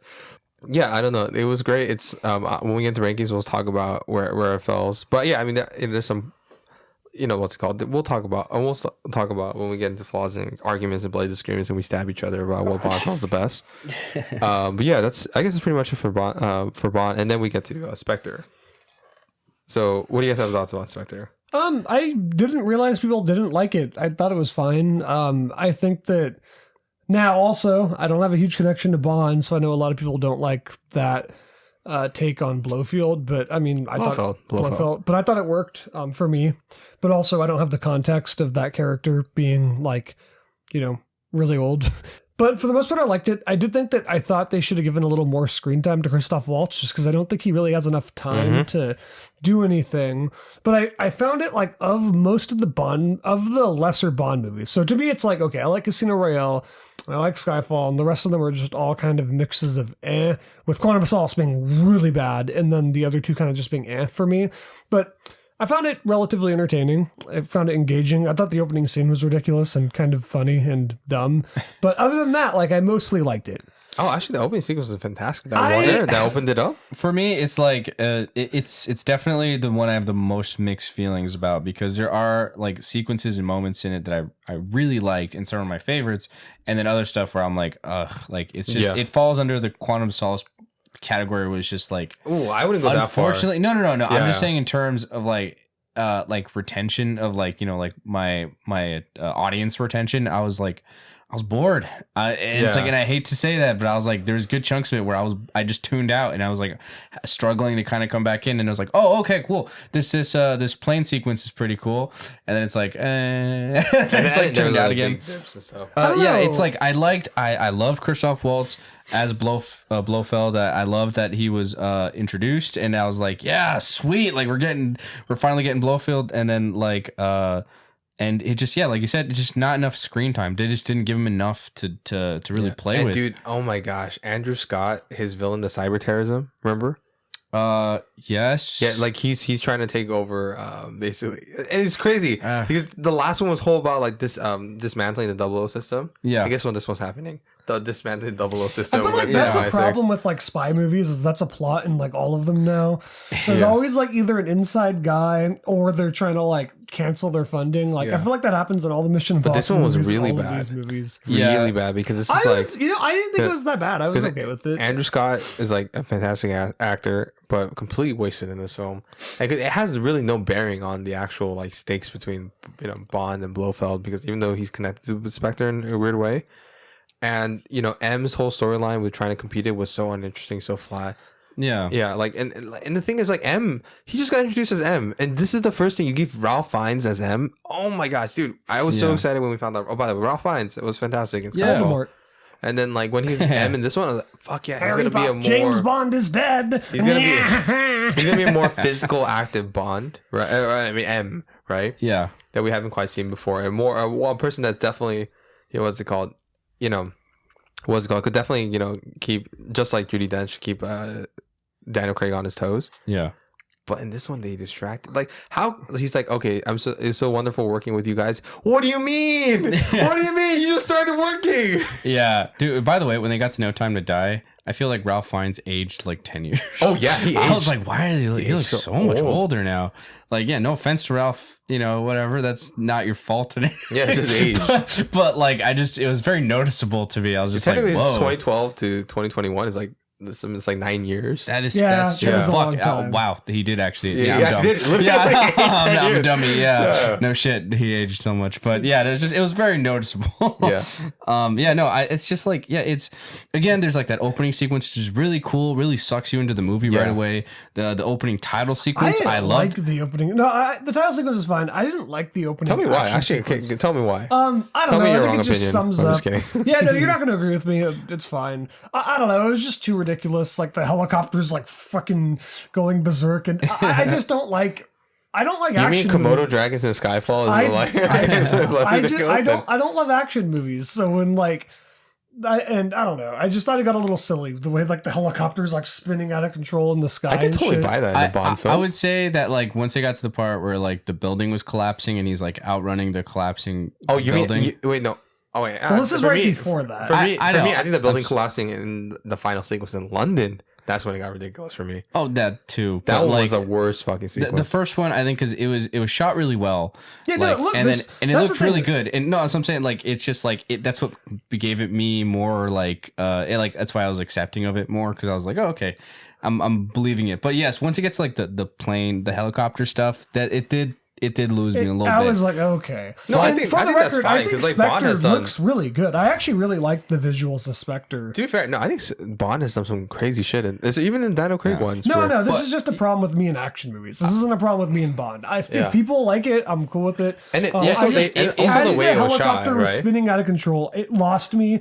Not in the sense of this is dumb, or just in a sense of like can't they just like talk it out or something like that? Like I'm so that's how I watch glad movies. that Blake has nowhere involvement in any older spy film. no, I think he got a call from MGM recently. He's They like, wanted to- you hate Bond? You're the perfect director. Yeah, they might apparently. They're gonna be like, let's get him to do the new one. Can I make James Bond into a weird sexual like thriller? They tried to do that for a scene in like Skyfall when Ralph Silva was like all like sexually harassing Bond. Yeah. And he's like, what makes you? It's like he's like, ooh, have you ever tried men? Right? And it's like, it's like this might be your first time with a man, right?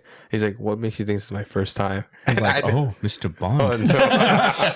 I did love that scene, but Yeah, it's great. but the opening scene was fine because like also like the way they shot it was like a lot of extras on the ground. And Yeah, it was really visually interesting. The whole Day of the Dead stuff, really fun. And then it goes into the opening sequence again, which I really liked. I think it's Adele does the two, right? Of course, she does Skyfall, which was like, And Sam Smith does writing on the wall. yeah, and then Sam Smith on this, and it was good, but it didn't like completely. It's not as good. It's just not as good It's as not like as good. Skyfall. But like the opening sequence is really cool. I like the whole Spectre thing. I love the octopus stuff. yeah, and, yeah. I like, thought the octopus was a little overkill, but I loved It it. makes sense. No, It's it makes Spectre. sense. It's Spectre. I will say this. I liked it. It's the opening sequence. I will say this. Thematically, I like the opening sequence a lot. Like with like him watching all these people just die in front of him. Ironically, I think it would have worked really well for No Time to Die too. I thought thematically I liked the opening scene a lot. Yeah, I just thought like we'll get into the opening sequences, but I was jizzing all over, regardless of like my opinion. How on many Spectre. times did they do Yeah, well, this one I have a lot of jizz. It's like I have a jizz pack on my backpack seat, and when I do a jetpack, it Is that won't a new be. film ranking? We're gonna say It's like this how movie much I make you jizz. jizz. Yeah, so jizz by the gallons. You know what I mean? Only God Forgives makes me jizz a lot, to be fair. Not gonna lie, I rewatched it recently, and it's really good. Honestly, Thank you. It's really good. Thank like you. the plot is like super basic and super simplistic, but it's like it's so pretty and so. You want to fight? It's like, but okay, well, back to this. But that opening sequence, like Ron and I were just watching this before we recorded this podcast, but it was like the lighting, the visual effects. Really cool. I mean, 3D it blows Quantum of Solace. I mean, everything, almost every. Honestly, Quantum of Solace is even- super lame. It even blows jeez. Skyfall's openings, even though I really liked it. Yeah. Just in terms of just not about the film, but just in terms of the opening 3D like title sequence. Yeah. Yeah, it's insane. I like Skyfalls a lot though. For me, it's like possibly second or third best in terms of the opening sequences for Daniel Craig. Yeah, well, we're gonna talk about like when we do the rankings. And Yeah, stuff. yeah. It's just like, and it's just like so visually cool and stuff like that, and like the for fractions, the light. Yeah, and I think the song really works for the film because it's a little boring, just like the movie. So it's perfect. What's it called? But visually, there's still a lot of cool shots, like in that film. Remember that one time with Monica Bellucci's character where she's about to get killed by the two assassins? I forgot Monica Bellucci was even in the it. oldest Bond girl. In the Yeah, film. it was just like I remember that was the thing. They were like, she's the oldest Bond girl. I was like, she's still Monica Bellucci. Super attractive. Great. You know what I mean? Because like the whole thing was that Bond killed her husband. That's the opening in the film. Yeah, and then he has to go to her and get the location of Spectre, right? Yeah. And then that one cool shot where it's like because they I think it's like Hoyt von Hoyt, who's the cinematographer for a lot of Christopher Nolan's later films like Dunkirk and Tenet and stuff like that. No, the bad ones. No, but that's called. Oh, and also he was the cinematographer. I think was he cinematographer for Interstellar too? Yeah. Oh, Yeah. the bad ones. Yeah. Those are great. We'll We'll talk we'll talk about it later. It's okay. Yeah. I mean, Blake. another time. Yeah. What's it called? So that one shot where like there's two assassins about to kill, and then and you hear the two shots, and you think, oh, what? Wait, Monica Bellucci's not dead, and then the camera pans, and it's Daniel Craig in between. That's like pretty good framing. That's good framing. It's just got its great moments. Yeah, it just feels like it really does. This is what it feels like. It feels like Sam Mendes was like, because he had to be begged to be back to this film. That's the thing. Do not beg a director to do a Bond film. Like honestly, because of the amount of like, as much as like, the only other films that I think will require more work than this. I'm not talking about quality wise, but more work are like the Avenger films. Yeah. Yeah, and then because like the amount of production, the what's it called, the different locations you have to go. Yeah. The location scouting, and because it's not like The shooting one stunts. stunts. Yeah. And on top of that, it's like you dedicate like 3 years of your life, like 7 days a week. It's just like insane. It also spawned to this movie one of the most notorious moments in Bond history, which is how much Daniel Craig was just so done with by the end of the production when he was doing the what's it called, the media rounds, where he was done. He just didn't want to do it. But he was worn out physically. It makes sense. Yeah, and of course the most famous line where he's like, "I'd rather break this table and slash my own wrists than come back and do another one." And it's like, at that point, I was like, okay, he should not do Bond anymore. Just like Sam Mendes, again, like just like if he doesn't want to do it, if he doesn't have the passion to do it, don't force them to do this movie because it's not going to be fun. That's how you get the that's fucking why last Barbara- Rise of Skywalker. where it's like they just obviously don't want to be in this. Okay, it's don't forbidden. do it. Rise of Skywalker. Oh my god. Yeah. I'm already getting triggered. I'm Somehow James Bond has returned. it's like Barbara Coley and Michael G. Wilson has a very mixed history for Bond for Barbara me. Broccoli. What's it called? But it's like sometimes they kick it out of the park with like Casino Royale and they have some good intuitions. Yeah. But sometimes they have this nasty tendency. It's like, oh, if it's doing this well, let's try to, continue it without innovation. Right? Like let's try to stick with the good thing. But that's not always with Bond. I feel like you have to be fresh. Yeah, you have to have that passion for it. Yeah. And they just didn't have it. So then it's like, just It's a don't shame have because I to do think it. Sam Mendes is the guy if he had wanted to be. Yeah, like but- if he'd want, exactly. If he would have been excited to make this movie, it would have been awesome. He probably would have knocked it out, but like he didn't want to, so don't make him. Yeah, I mean, think about it. The fact that he didn't want to, and this was like, not he was lazy because it's a lot of hard work. Yeah, The fact that he did it, this is his dispassionate Mendes. That's insane. yeah, Yeah, that's like pretty great. Yeah, Spectre was like, it just broke my heart when I watched it. It wasn't that bad because I loved Spectre. Like the whole organization, because they were, in the Connery ones, they were setting that up with every single film. They did a much better job in the Connery Bonds of setting up Blofeld. Like he's like, in the background with the cat, and you see the shadowy figure, you see the little individual members, Spectre, yeah. and how he's taking it down. I always think of was it Claw or the dude from Inspector Gadget? He's got that. I know. I'm pretty sure that's an homage to Bond, but like for some reason that always comes to my mind when he's petting the cat, and then of course Dr. Evil, who is Blofeld. Do you secretly love the Matthew Broderick?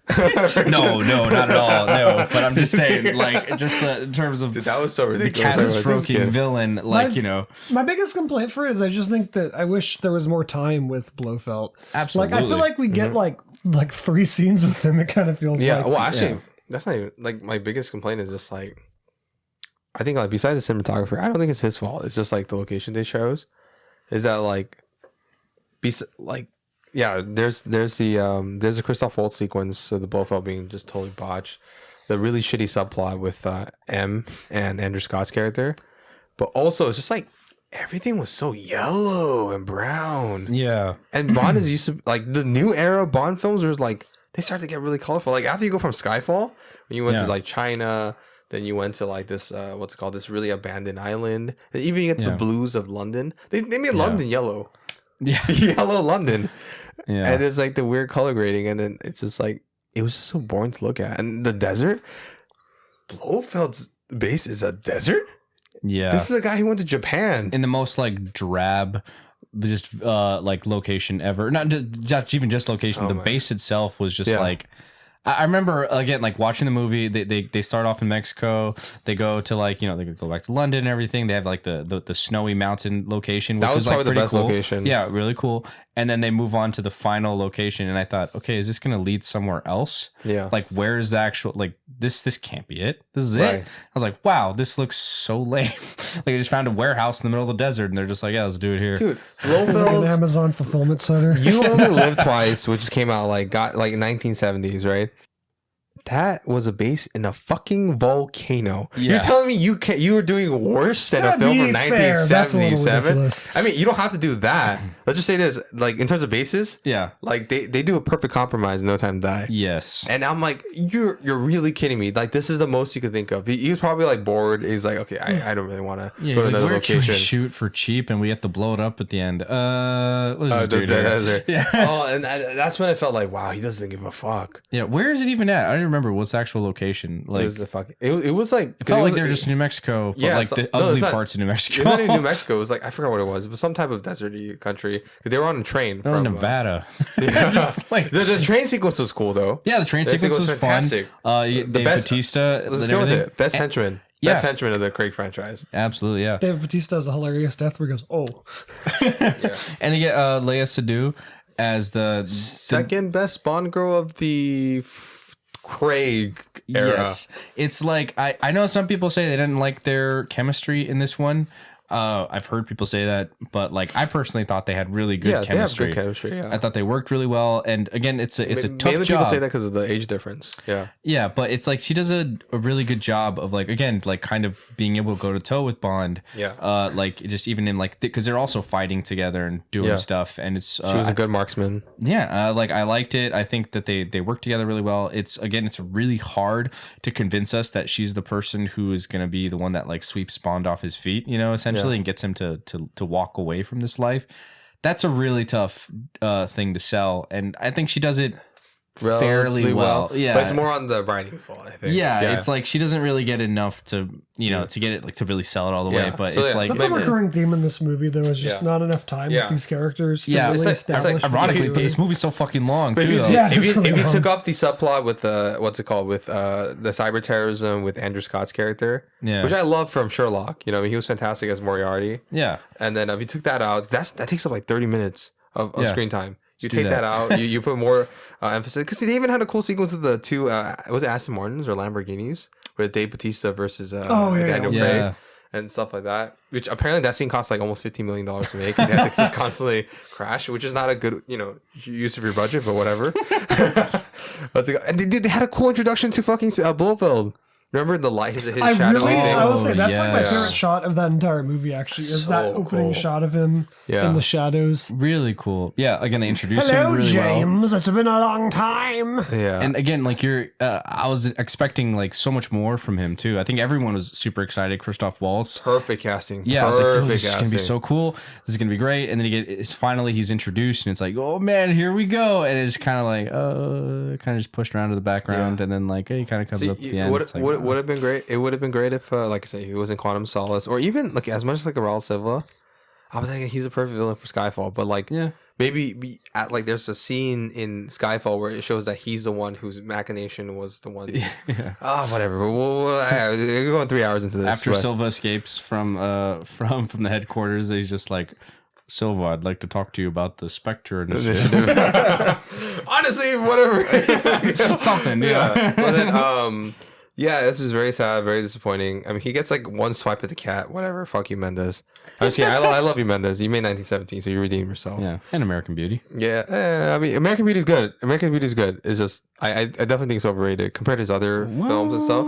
Okay. Like I think like for me, I personally like Road to Perdition, 1917, and 1917 is Skyfall amazing too. 1917. Fuck, I can't argue there, but I mean, American Beauty is really good. Don't get me wrong. I It's love really American fantastic. Beauty. Yeah.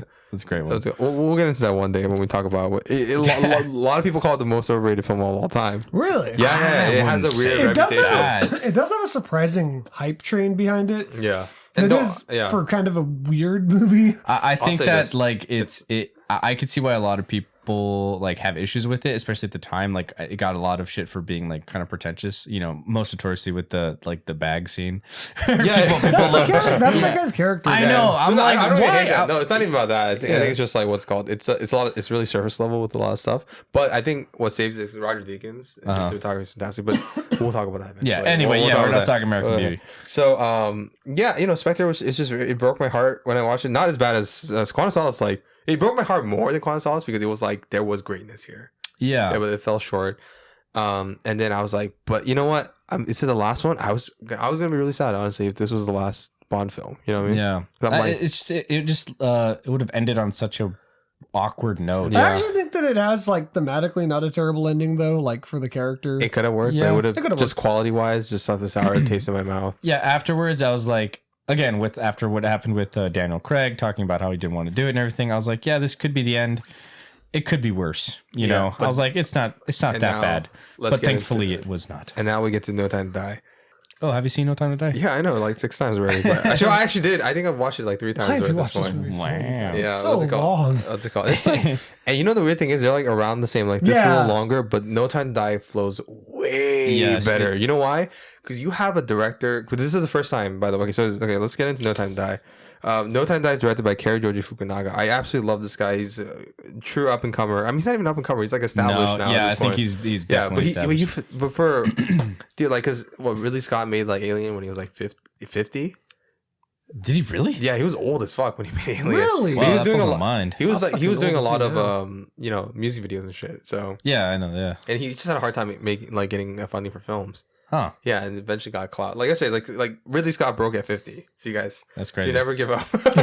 Well then, Never give Karijoji up on your Fukunaga. dreams, no matter how broken you are. I know. He's like what, like 40, like 40, 44, 40 something, and yeah, he's already like what's it called? Has like Sin Nombre, best adaptation of Jane Eyre ever. This is why people hate Damien Chazelle.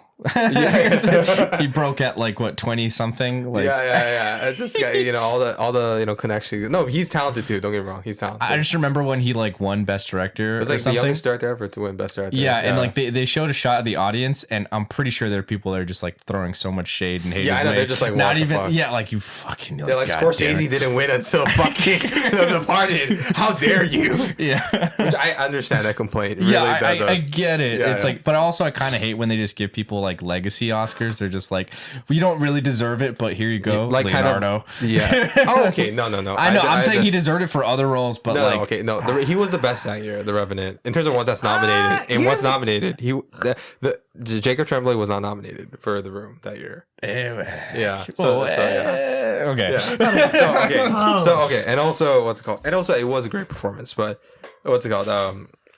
What's it called? But back to Fukunaga. Also that year, I think it should have went to Barry Jenkins for Moonlight instead of. Oh yeah. Yes, agree. Yes. What's it called? But he at this age, so Sin Nombre, fantastic debut film. Like I recommend it for anybody who's watched it. It's not even in English. He just like learned the Really? language for the film, or I mean, he knew about it a little bit later. In Best Acting, Jane Eyre, True Detective season 1, which everybody Yeah, was really like, good. "Fuck yes, Yes. that's fantastic." Like Talk about a show to come to, you know. exactly, that's the film where it's like. I was gonna say something, but I'm not gonna say it. We'll talk about it on Tuesdays to camera. start drinking But at then- noon. But it's like noon. it's like True Detective was like that's where it's just like it's like Didn't there's really already find its voice till season 2. I'm Just trying to piss you guys off. because there's a lot, like I said, there was already a lot of really cinematic story TV and stuff. But that was like Yeah. Game of Thrones and stuff. But this one was the one where like it was directed like at least there's other shows that did this, but this is the one that first I saw, and where it's like every episode was directed by the same director, and you have such a cohesive, unified vision. And People talked when this came out. It was a big deal. yeah, and they had such a and it took so much visual risks and visual storytelling for TV Yes. that won her in season 4. Oh yeah. Oh, fuck I think yeah. that's season 4, episode Episode 4. 4. That's fantastic. And things fell apart, and then we find out later about like the whole thing with the What, writer. season 2, yeah. Yeah, season 2 sucks. Season 3 kind of redeems himself, but also once again Yeah. the director hates the writer. So I still want to watch season 2 because some people have claimed there's something you can enjoy. Yeah, from just it. watch it, there- just to hate yourself. Yeah. Just to watch it. It's a like hate season watch. 2 has again, it's like has its moments. It's the Spectre of No, I think Spectre is better than season 2. Wow. It's like, yeah, there's a lot of It's it where it's shorter. like I'm waiting for shit to get good, and it's like this is interesting. Okay, this is an interesting setup, and then it's just like, okay, I feel like we wasted my time. yeah. Like- No, it was bad because we're not gonna. Anyway, get into it. yeah, we're not. And then Beast in No Nation, which was like, Oh, great, dude, yeah. fantastic. It's like for like 12 million small ass budget, he was able to do that much. Best performance by Idris Elba. Yeah. And Maniac, which I don't have know you about guys seen best that? performance, but What's Maniac? it's really good though. I think so. Are you sure? Yeah. Heimdall in Dark World, you're telling me? Oh, you're right. You're right. Oh my god, I was totally wrong because like it's just like how we talked about. I used to be in Mandela, but now I'm Heimdall. Fuck this. I'm probably wrong. Is this the remake of the classic? No. Okay. No. No, it's the one with Jonah Hill and Emma Stone. Oh, the limited series. I've Yeah, not yeah, seen that. that It's been was- on my watch list for a long yeah, time. and it's great. It's great. Beast in No Nation? Yeah. No, I tried to get Ron to watch it so many times. He's like, I was like, it's from the True Death director. I was like, oh, okay, no. I like how you wrote No Time to Die in this. yeah, no, because I what's it called? Yeah, and obviously this film, what's it called? I was a little worried because after Maniac, it was like he was not a dry spell because he was just like not like he was supposed to make it, but then that fell through, and I was like, ooh, is he gonna be in director's jail because they're saying he's difficult to work with?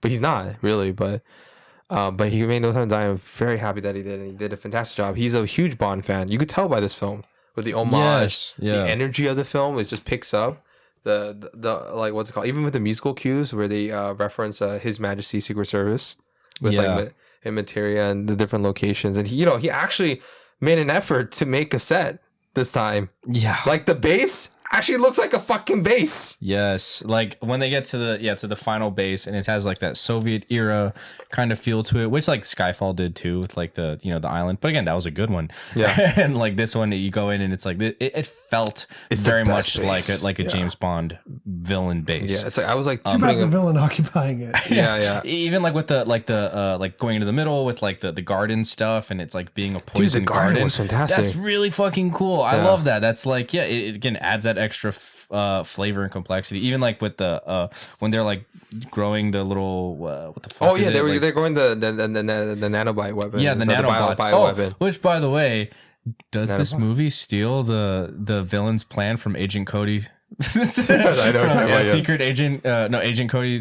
What the fuck was it called? Secret Agent Cody Banks. Secret Yeah, Agent Cody Cody Banks with the little nanobots that like this is a much more nuanced version of it. Yeah, they're much better. But I remember I kept thinking of that. I was like, hey, this really reminds me of Agent Cody.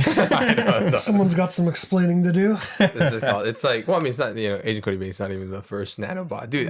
Dude, it's so insane how nanobots. We're not even gonna get into like. But it's these like issues. a much smarter thing. They don't go like the whole kind of gray matter thing where it's just like the bots are just nom nom nom just Yeah. eating shit. It's like no, these like little nanobots are actually capable of much more. In this case, the way they weaponize them, It's like it's pretty invisible cool. almost. Yeah, Yeah, really cool. Just like one touch, yeah, and it basically has like fucks up your organs inside and shit. yeah. And it's like it's a cool way, it's a subtle way to do this too. It's and I like that. I just love the energy he brought to the film, the different shots he tried to do. It's a mix between old and new Bond that I liked a lot. Yeah. And then such amazing sequences, like when they're like the guys are going down the side of the building, and then like London is like that kind of purplish hue, Yes. and they're silhouetted. I was like, wait, this wasn't done by Roger Deakins. I know. But guess who It the was cinematographer gorgeous. is? Linus Sandgren, who did what's it called Promised Land, American Hustle, Joy, Battlesex's First Man, but the big one, La La Land. Yeah, and Yeah. you see it. Yeah, it's like that color. It's just beautiful. And it's like such a good pairing, Kerry Joji Fukunaga with this guy. Yeah, It's like I would love for them to work on like because he's making the Napoleon series for HBO. hell yeah, Dude, Oh, please, dude. And he's like, and he actually went to the Kubrick estate. They wrote all the scripts. Apparently, they said that the main thing is they're just trying to prove a high budget. Oh, I thought you said like he took like Kubrick's script or something. No. They wrote all the script and they went to Kubrick's state and they looked at all the material he made for it. Oh, dude, that makes interesting. So if that it makes me doesn't, so so if it doesn't happy. happen, Oh, yes. I'm gonna really be broken. Yeah, and for those of you who don't know, Stanley Kubrick was famously going to make a Napoleon Bonaparte movie that, unfortunately and sadly, tragically, never saw the light of day, which is fucking unfortunate. Because if you know me, I'm weird about Napoleon. I'm weird about Kubrick. This would have been made for me. perfect. yes, it would have been so good. Unfortunately, the movie Waterloo was a flop, which I liked Waterloo. That's something not I'm Not sure. the movie Kubrick would have made. Yeah, No, I would very love to different. talk about that movie when eventually this Napoleon show comes out because Dude, please, it's- if it doesn't come out, oh my god, I'm gonna be so heartbroken. Yeah, it's not what Kubrick would have done, which is what's so frustrating about it. Like it would have been such a different kind of movie. Yeah. But whatever, fuck it. Yeah, so basically, I hope they collaborate again. Yeah. I think this is my favorite collaboration for of his in cinematography. Yeah. So I think this was like a lot of the problems I had with Spectre, whether it's like they kind of face like Blofeld being weak. He was a Yes. lot more compelling this one. Really? Blofeld. Like Blofeld, this is the Blofeld I remember as a kid. Yes, Yeah. I think that's. I mean, I want to talk about the issues of it, but I feel like Yeah. he stole the show. Yes. and that's where He should have like just been the villain. He's Yeah. in like one scene. yes, And he then- stole the show. and he stole it from me. Can I get into some of my problems with this movie? Wait, no, not yet. We're Yeah, well, gonna talk about the okay, okay. positives. Yeah, I 'Cause jumped the we have gun. a categories, but they fixed the Blofeld character and actually made him closer to how I wanted him because he's kind of a maniacal villain, right? A little crazy, but he's perfect mix between over the top, what's it called? Over the top villain, but with his seductive and calculating intelligence to him, right? And the over top element with the cat and everything like that, and it's just a very cool look, and it's a good mix. And I was like, you finally got him. You Yeah, finally got him. And then we'll get to the criticisms later. And then the relationship between Bond and Madeline Swan, yeah, much improved in this one. yeah. Like, I felt like the chemistry was way more improved. That they actually had different scenes where they could, connect with. They also add the element of the daughter, right? So that's like obviously plot element for them to be connected. Yeah. And also at the same time, their relationship is more interesting because it was like separated by artificial betrayal and brought back together. It's like, it's a little too late. There's a tragic element to that. And on top of that, you see Madeline Swan be a little bit more active physically. You see the training that her dad, Mr. White. But by the way, she's Mr. White's daughter. We forgot to mention Yeah, we that. didn't mention that. Yeah. Yeah. What's it called? By the way, fucking stupid ending to Mr. White and Inspector. Fuck. Whatever. But you see all the training that was given to her from Mr. White pay off in this film.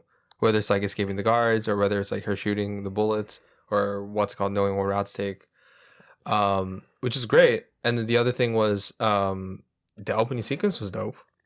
Yeah, really cool opening sequence. Who sings it?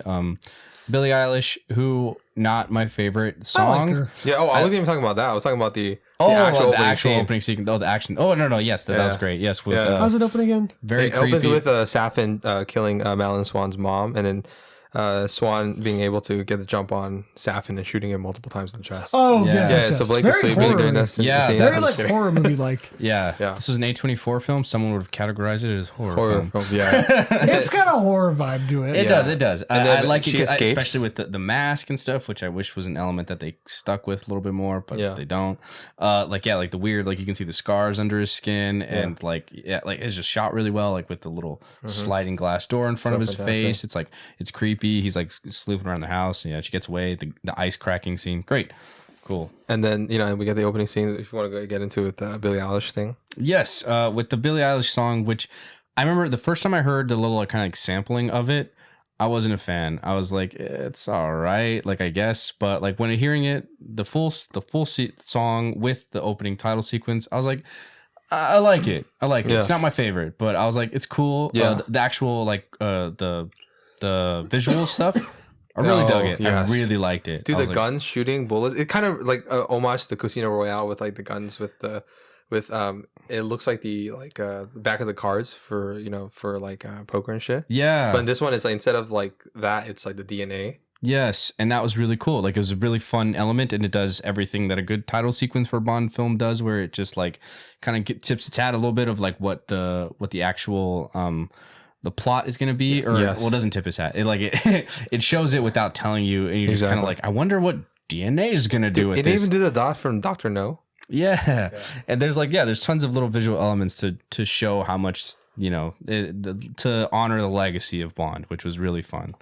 It was great, and even like the scene before that where it's in Italy, right? Mm-hmm. So let's talk about that real quick. Where it's like, he's on his honeymoon. He's retired after the opening sequence with Madeline Swan. It's kind of exactly what I would always picture Bond's retirement to look like. Yeah, with a very attractive like European lady. Yeah, going around in this the like world. exotic landscape, like this little cranny. Yeah. Like How much money did he get from being a 007? Yeah, I lot, guess. apparently. Yeah.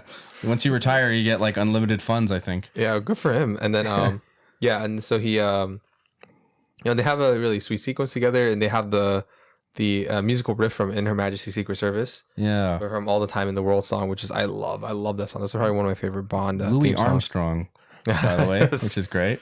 And then and Hans Zimmer's score for this film was pretty great. Not gonna lie. It's really good.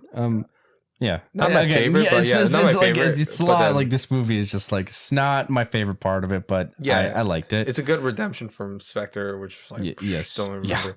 But but then he goes to Vesperlin's tomb, and it's a good wrap up to like his guilt, and like he finally he does miss her, Mhm. and finally saying goodbye with burning the napkin and everything, and it explodes, And and we get the Spectre Can't hear for sequence. 10 seconds. Yeah, Yeah, that was great, by the way. Like that one stunt where like the car's coming, and that's what I love about Bond. He gets shot, but he still's like, what the fuck? Okay. He gets mad almost as if his style is being ruined. Yeah. He still like walks slowly. you tore my vacation jacket. Yeah. And then what's it called? And then like he gets off the side and what's like the rope or something, and he like Yeah, again, really cool That's some sequence. fucking George of the Jungle shit. Yeah, he grabs that cable, just jumps off, and it's just super cool.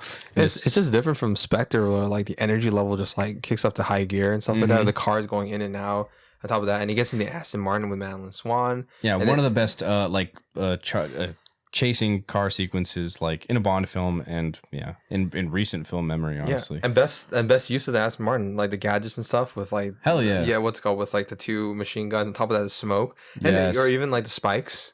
Yeah. It was like a really cool version of Speed Racer. Yeah, yeah. It was like that was the stuff that I was kind of missing from a lot of the other sequences, where it's like it felt a little more like classic Bond in a lot of ways too. Like throughout the film, he's singing the one-liners. He's like doing like little suave moves here and there, and it was really fun. And yeah, with the car shooting the Gatling guns and the smoke and everything, like you said. Dude, it's cool. And then we get introduced to the henchman, which is not my favorite part, like the eyeball thing. Yeah, But I mean, he was intense in the beginning. I thought he would be more intense later on because he was trying to kill Swan, and he was just constantly shooting at the glass. Yeah. And she's like, Bond. Yeah. It's like, oh, that was thinking cool. about it, he's like, it's like, should I just let you die? Yeah, I know. I was like, is he just gonna let her get killed and then he's gonna make his escape, or he's just like, he was pissed, which was interesting. I do like his response where he's like, okay. And then we get the opening title sequence. That was just cool. That was just a cool sequence. And then we see Bond in Jamaica chilling. Yeah. And we get Felix. Dude, by the way, Felix was gone for 2 films. Dude, Felix was one of my favorite parts of Casino Royale. Yeah, you get a call back from him, which was fun. From what's the actor's name? I forget his name. Jeffrey Wright? Jeffrey Wright. Yeah, Jeffrey Wright. Who voices also the Watcher in What If. Yeah, who like he gets like he really kind of blew up more after like Westworld. Hunger Games. I was gonna say, like he was the in the second one, Catching Fire, Yeah, and then Westworld is like put him on the map. Where I was like, oh, he's actually really. Well, I mean, to be fair, he's always been big, like amongst like the acting world and stuff like that. But for like mainstream audiences, that's I'm saying probably- like where he becomes more of like a actual really recognizable like name and everything. Like I knew he was around before, but yeah, like he was like on Boardwalk Empire and stuff for like a while and stuff. Have you seen that show? to be fair, no, I've not seen Boardwalk Empire. But yeah, he was pretty great in there too. Oh. Yeah. He's like that one secret character that like is always like there in the background that's like really good. You're like, oh, Yeah, that guy's really cool. Now he's gonna be what is it? the Watcher and Marvel's What If. No, Yeah, in the new Batman movie. Oh, he's gonna be he's gonna be Gordon. Gordon. Yeah, he's gonna be Gordon, which is really Good cool. casting. Yeah, But I'm like, what's- that's He awesome. looks like Gordon. Yeah, but you know Yeah. what's weird though is that they're making a Batgirl series, but the Gordon for that one is J.K. Simmons. Wasn't J.K. Simmons gonna play Gordon in like No, the he was playing He Gordon does in Justice in- League. Oh yeah, Oh, Justice you are League. right. He does. Yeah. Which also really good casting. weird. He got like really ripped for that. I remember that was like a thing Oh no, too. he didn't even get ripped for that. He just was ripped. He just was ripped. I thought he got ripped specifically. No, to do that. he just ripped. Which is like a thing from like if you know like year one Batman, like he's way more like trained. He's like Gordon is actually kind of more like he does more like action stuff, you know. Yeah. So I thought they were gonna use that, and they just didn't at all. Yeah. So who There's knows? like 2 scenes in Justice League. Yeah, I know. So I mean, it's gonna be Speaking curious. of what if, And you know who's gonna play? This last thing, but like, if you know who's gonna play Batgirl? Oh. Do you remember the college, the Stanford, the girl who went to Stanford in the Heights? Leslie Grace. Yeah. Oh, she was good. He was really good. She in was that show. fine, I I don't guess. really care about Batgirl. Yeah, that's Didn't Nicholas fine, I Winding guess. Refn I don't wanna know. We'll direct see that? what happens. Yeah. Didn't Nicholas Winding Refn say that if he had to make a superhero movie, it would Yeah, be that's the one that Batgirl? he wanted to do. Yeah, which is so Which weird. honestly, I would like to see it. I That would just see be it. Yeah, I weird would as like well. to see it happen. Like, fuck it, just do it. Who Yeah. cares? Okay, Nicholas Winding so Refn's Superman. So back to No Time to Die. It's yeah, you know, it's like, yeah, we got to see him with Jamaica. It's nice to see Felix again, and this time he's a lot more jovial. He has a lot more personality. Yeah. It's like oh wow, it's like a director that understands this character, and I love like Felix was always cool. I mean, and then we get Billy Magnuson, who I also think is like another one of those underrated character actors. Yeah. Like he's just like in the background. He's really good at playing assholes or frenetic characters really well and stuff. Yeah. Or awkward, quirky characters. And in this one, he plays an awkward, quirky character, a CIA agent in MASH. Yeah. And And he he's does like, like- he smiles too much. Yeah. I was like, ooh, he was my best friend. No, I really liked him. I really liked him. I know some people said like if they ever made another Joker, they wanted that he was a fan casting. And Huh. I could kind of see it, but I don't want to. No. Like I like this. I want him to be one of those actors that like don't get too big. Yeah. Or like they're just like a secret weapon that people use. He was really cool. I love that he just was like a Bond fanboy, or at least he was like even at the end when he tries to kill him, but he's like, yeah, man, like I'm just a big fan of yours. And he's just like, okay. Yeah. And then so you know, and we get the whole sequence with that, and then you know we get introduced to Nomi, the 007. This is part of the woke, you know, the woke controversy. I don't think it's that big of a deal. I don't think it's a big of a It's deal. not, no, but it is to some people. Yeah, some people like the fucking like you know the small The annoying YouTubers. people on YouTube. Yeah, they're just like, oh my god, this is gonna go woke. I'm like, it's not. If you watch the film, really, There's just a fucking. That's the thing is I don't like this movie as much as you guys. By the way, that is actually an spoiler element. alert, by the way. that is an element I like though is the fact that he comes back and he's essentially been replaced. Yeah. Like, and they kind of do it in a funny way too. At first, where he's like, "Where's 007?" and you're expecting them to get Daniel Craig, but then it cuts and Daniel Craig's retired. Yeah. And I like that fact that he's talking to her and it's like, he's trying to have sex with her too. yeah, he's trying to have Yeah. sex with her, and he's like, "What's your number?" And he's like, 007. And he's like, "You thought they were going to retire it?" And Yeah. he's like, "Oh." I think they handled it really well Yeah. because it's part of it. Like, And also, she could've- doesn't like outclass Bond at all. If No. anything, they still show that Daniel Craig's Bond is like the premier agent, like the best in the world. Yeah, yeah. They But- could have very easily have made it like something like it could have been annoying. It could have been like again that over woke stuff because that you know that can be a thing. But she was like a really good. She Yeah, was, I actually liked her addition in the movie a lot. yeah, she Yeah. added that little like antagonistic element to her. They kind of had like a playful like back and Frenemies. forth. Yeah. Yeah, it worked really well, and eventually she And they kind work of- together. Yeah, she worked together with him. She like I think he earns her respect, she earns his respect, and it works really well. So it could have been really annoying. It could have gone like sideways and just been something that like would have been very easy to criticize. But no, I think she worked very well, and she comes off as like the new 00, but not trying to surpass him or like trying to be like just shit on him, which I think is often the thing that happens with like characters like that. They just like crap on the old version or something, and she does a little bit, but like more just like kind of like ribbing him or whatever, but not like just crapping on his character. This could have been the ultimate "you're getting old" James Bond thing. Yeah, Or it yeah, could have been like, "Here's the younger, better version of you that you could never possibly compete with." And the whole movie, she'd like get wins, and he'd be like, "Oh darn it,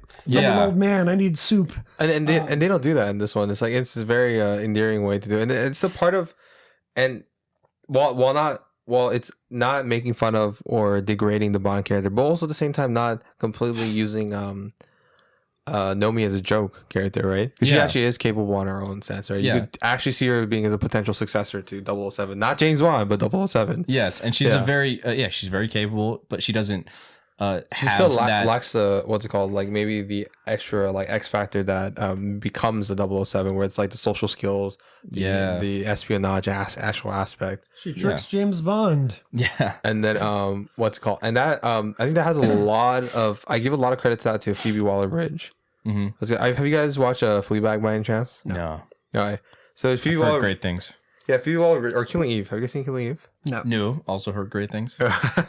But Killing Eve, not Killing Eve. Phoebe Waller-Bridge, who is gonna be Indiana Jones 5. She's gonna play Marcus's granddaughter, Okay, and she's gonna be the female lead in that one, which is gonna be interesting to see. And she also plays you guys seen the solo movie, right? Han Solo movie. Yes, I have actually. that's like the one I have not seen. Really? That's the only what's called Star Wars movie I did not see because by the time that What's came your out, name, son? I was tapped out of Star Wars. And where are your people? She's the robot I don't have that any she's the people. robot that has sex with Lando. Then I guess you're Han So Solo. Well, I think she's Lando's sex robot. yeah, but she, in my opinion, I think made it has made the best show on Amazon. And you know it made a lot of claim by winning all the awards with best comedy and shit. And no, she writes, and her dialogue is absolutely spot on, perfect, and she has humor just interwoven perfectly. Yeah. It never feels like a da da da with like a Yeah, and she does have the line "Time to die." yeah, what's it called? So Phoebe Waller-Bridge, like I think like definitely added a lot of what's it called? Definitely added a lot of charm and humor and relatability to this character, and even energy to some of them. Like Yeah, Bond sometimes felt very wooden in like Spectre and Quantum Solace. When this one, he feels a little bit more lively, has a little bit more personality to him. he has one of the best moments with His Bond, James Bond film was like Bond, James Bond.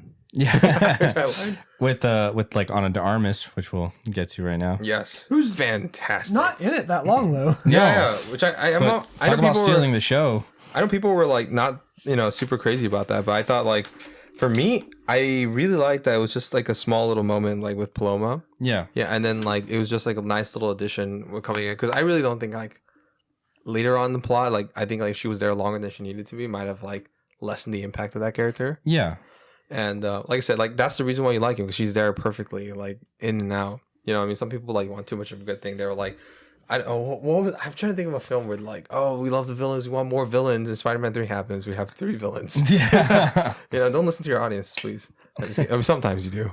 yeah. Yeah, and that whole sequence with Blofeld's birthday party. Yeah, Blofeld's birthday party, and then you and then they're trying to kill Bond, and then that one light. By the way, great shot with all the people surrounding him. Yeah, I felt like James at that point where I was like, wait, what's happening? Yeah. I was like, Yeah. wait, what's going on Like, how right is now? Blofeld doing this? Yeah. And they show the eyeball and stuff. I was like, Yeah, But then, and that was cool. And then, do you think Bond's gonna die? But instead, all Spectre's wiped out from nano weapons. Which I don't love. I think done differently, it could. If the follow up was more interesting, I would have liked it more. yeah. Again, if we had more build up to Spectre and Oh, yeah, everything, yeah. because I was like, I was a little disappointed, and I understand it worked for this film because it's wrapping up all the loose ends and everything. But I was, and against when we get to Blofeld as well. But like, I wanted more time with them and with Spectre and with Blofeld. But it's just like, oh no, they're just done. And I was like, But also okay. the follow up, I don't know. Like, I don't know. I don't want to get into complaints yet unless we can do that. Yeah. Can we get into Rami Malek? No, not yet. What's it called? I feel like what replaces Spectre is less interesting. Well, it's not even replacing Spectre at all, because it's not an organization. It's just him. But Yeah. but I meant like the villainous force that's replacing yeah. Spectre. Oh, okay. Let's talk about Blofeld before we get into it. Yeah. And so we get introduced to Blofeld, and Introduced. or reintroduced to actual Blofeld, with the actual craziness, and they have a really cool scar. sequence. Yeah. Craig and Christoph Waltz, they have really good chemistry. Yeah, it worked really well. I think it just, again, like I said, kind of stole the show. Where I was There's like, one scene. yeah, it makes you sad that you didn't get more and you won't get more. He has a perfect mix between camp and what's it called, intellectual fear. Yeah. that he brings to the character and stuff. Like he's sitting down, but he's the one that's in control of the conversation. Mm-hmm. And it's like, and he's the one who actually gets Craig to like basically he wins the conversation. He's the one to get emotional reaction from Craig at the end, where he tries to, he chokes Blofeld, hence his death. Yeah, I was really sad when that happened. I was like, oh, we finally get Blofeld. It would have been campy, but they could have done something where they have to team up to like. I kind of thought that's where it was headed. Honestly, would prefer that. Not gonna lie. It would have been more interesting. Yeah, but it's fine. I get why, because just like to keep the focus and stuff like that. Maybe this would have been a 3.5 hour. Honestly, I would have been okay with a 3.5 hour film. Maybe. Like I like, for me, like I'm Maybe. used to 3-hour plus films, so it's totally fine. You guys are just lack of patience on you. I'm You young gentlemen. Whoa. I I'm like the youngest out of you I'm three. totally fine with like 3-hour plus movies, but it's just it really has to keep the It pacing. has to work. Yeah, It and would. this It will movie. work. The Irishman, I can do. The Lord of the Rings. Yeah. I Rings. love. I think those are like perfect length. But yeah, this one it's just it weird. It felt its length at times, and then I agree. I don't think so. I think I they moved know. that I up pretty. agree. There are moments where I'm like, Because I mean, what scene? Because this scene was supposed to wrap up every single loose end. Because let's go to Felix. Felix eyes, right? yeah, Like, by the way, oh fuck, that was Great. Yeah, Yeah. great sequence. They really get like you really see the brotherhood that developed over the past films, and it really has impacted to the point where like it really affects Bond, which I like. I like seeing a lot of different emotions from him in this film. yeah. So like, okay, so let's get into the villain. Okay, so I do have some complaints of the film, and I think we all agree it's the villain, right? Yes. But before we get into that, but the length, I don't know. I disagree. I think like I really don't know what to call. I mean, you could change scenes, and that's different. But in terms of like what we actually got and what we cut out without ruining the understanding of the plot or lessening the impact of the plot, there's really not much you could have taken out. From what I could tell, it was like a 3-hour plus film anyway. They would have shaved it off. Yeah. It's again, it's hard to say. I can't exactly pinpoint what parts they could have cut down or condensed. Yeah. But again, yeah, there were moments where I felt like it there were just moments where I was a little bored. I'm just gonna be honest. Right, because you have Yeah. no patience. I'm just kidding. I'm just kidding. I'm joking. I'm joking. yeah, there were moments where I was just like, yeah, it's like this could, they could cut it down. But again, like even while I was watching it and I was having those feelings, I was like, but I don't know what you could cut out, because like the part where he gets introduced to his daughter and everything, I was nervous that scene was gonna drag or something, but No, they don't stay on it for too long. I didn't. Yeah, they don't, and it moves on pretty quickly to a really great sequence, which we'll get Oh to. yes, that fucking car sequence, fucking Yeah. fantastic. And they get to the forest, which was really fun and cool, and it was like subdued but like still very exciting with like little moments of like of intensity that worked really well. Surprisingly, how practical that whole scene was. Yeah, with like the car like flipping over and eventually him crushing the dude, I was like, Yeah. awesome. It was really fun. It's like, and then, just the Missy sequences. But yeah, so it's I think the villain, Safin, played by Rami Malek. I was really excited when he was first casted because he just came off his Best Actor win for Bohemian Rhapsody. Yeah, And then I love him still. Mr. Robot. Underrated fucking Yeah, show. that was actually one of the only things, because I would never watch a James Bond movie unless prompted to. I'm sorry, everyone. It's just, but they are good sometimes. But I was actually really excited about Rami Malek being casted because I also love Mr. Robot. And that, holy fucking shit, if you want to see Rami Malek just absolutely kill it, I think that is like a performance of a lifetime throughout Mr. Robot. Yes. So I was really excited. I was like, Rami Malek playing a villain in this big giant movie? Okay, I'm down with it. And then much like Christoph Waltz, he's in like 3 scenes. yeah. No, he is in a lot more scenes, but he doesn't have as really much impact. do anything. Well, no. He does do a lot at the end. at the No, end. I he does. disagree with that. And But I'll just, get into that because it's the one thing I do like. Yeah, I think my problem with it might be that he just feels he's the only Bond villain that wins. in comparison. Okay, that might be my problem. Is that is he the one that deserves to win? Nah. No, the I reason think why. that Yeah, okay. go on. Because here's my biggest problem. I feel like in comparison to other villains, he has the least stake with like. No, not the least. There's Dominic Green. Okay, but compared to Yeah. Silva and compared to Blofeld, he doesn't really have. Why was everyone say Blofeld? It was like, what do you guys? Okay, but compared to Silva and compared to Blofeld, I feel like his actual stake, I mean, it is interact with James Bond, but like to James Bond, it's almost nothing. Like James Bond is almost like coincidentally part of his plan. You know what I feel mean? that too. Okay, Yeah. I disagree with it. I do have my problems with the villain, but then one, he has direct connection to the woman that he loves. Yes, but that's what I'm What's it saying. called? But it's the woman he loves. Yeah, and on top of that, what's it called? He's in because it makes it a little bit more interesting. I see what they were going for, is that like the enemy of my enemy is my friend. Yeah. Yeah, like they are both have common goals in them trying to kill Spectre, right? Yes. And then, but then, you know, with Bond, to be fair, with like even with Lashif, he doesn't have like a direct like personal connection to Bond or personal stakes. But Lashif works better because he has that weird desperation to him, and they do a lot more. Like they humanize him more. Yeah, they have a lot more like direct interactions. You know, once you torture someone's balls, I think you've really developed a personal connection. one scene together. Yeah, they have like two scenes together, which and I didn't like the fact that Safin wasn't very physical.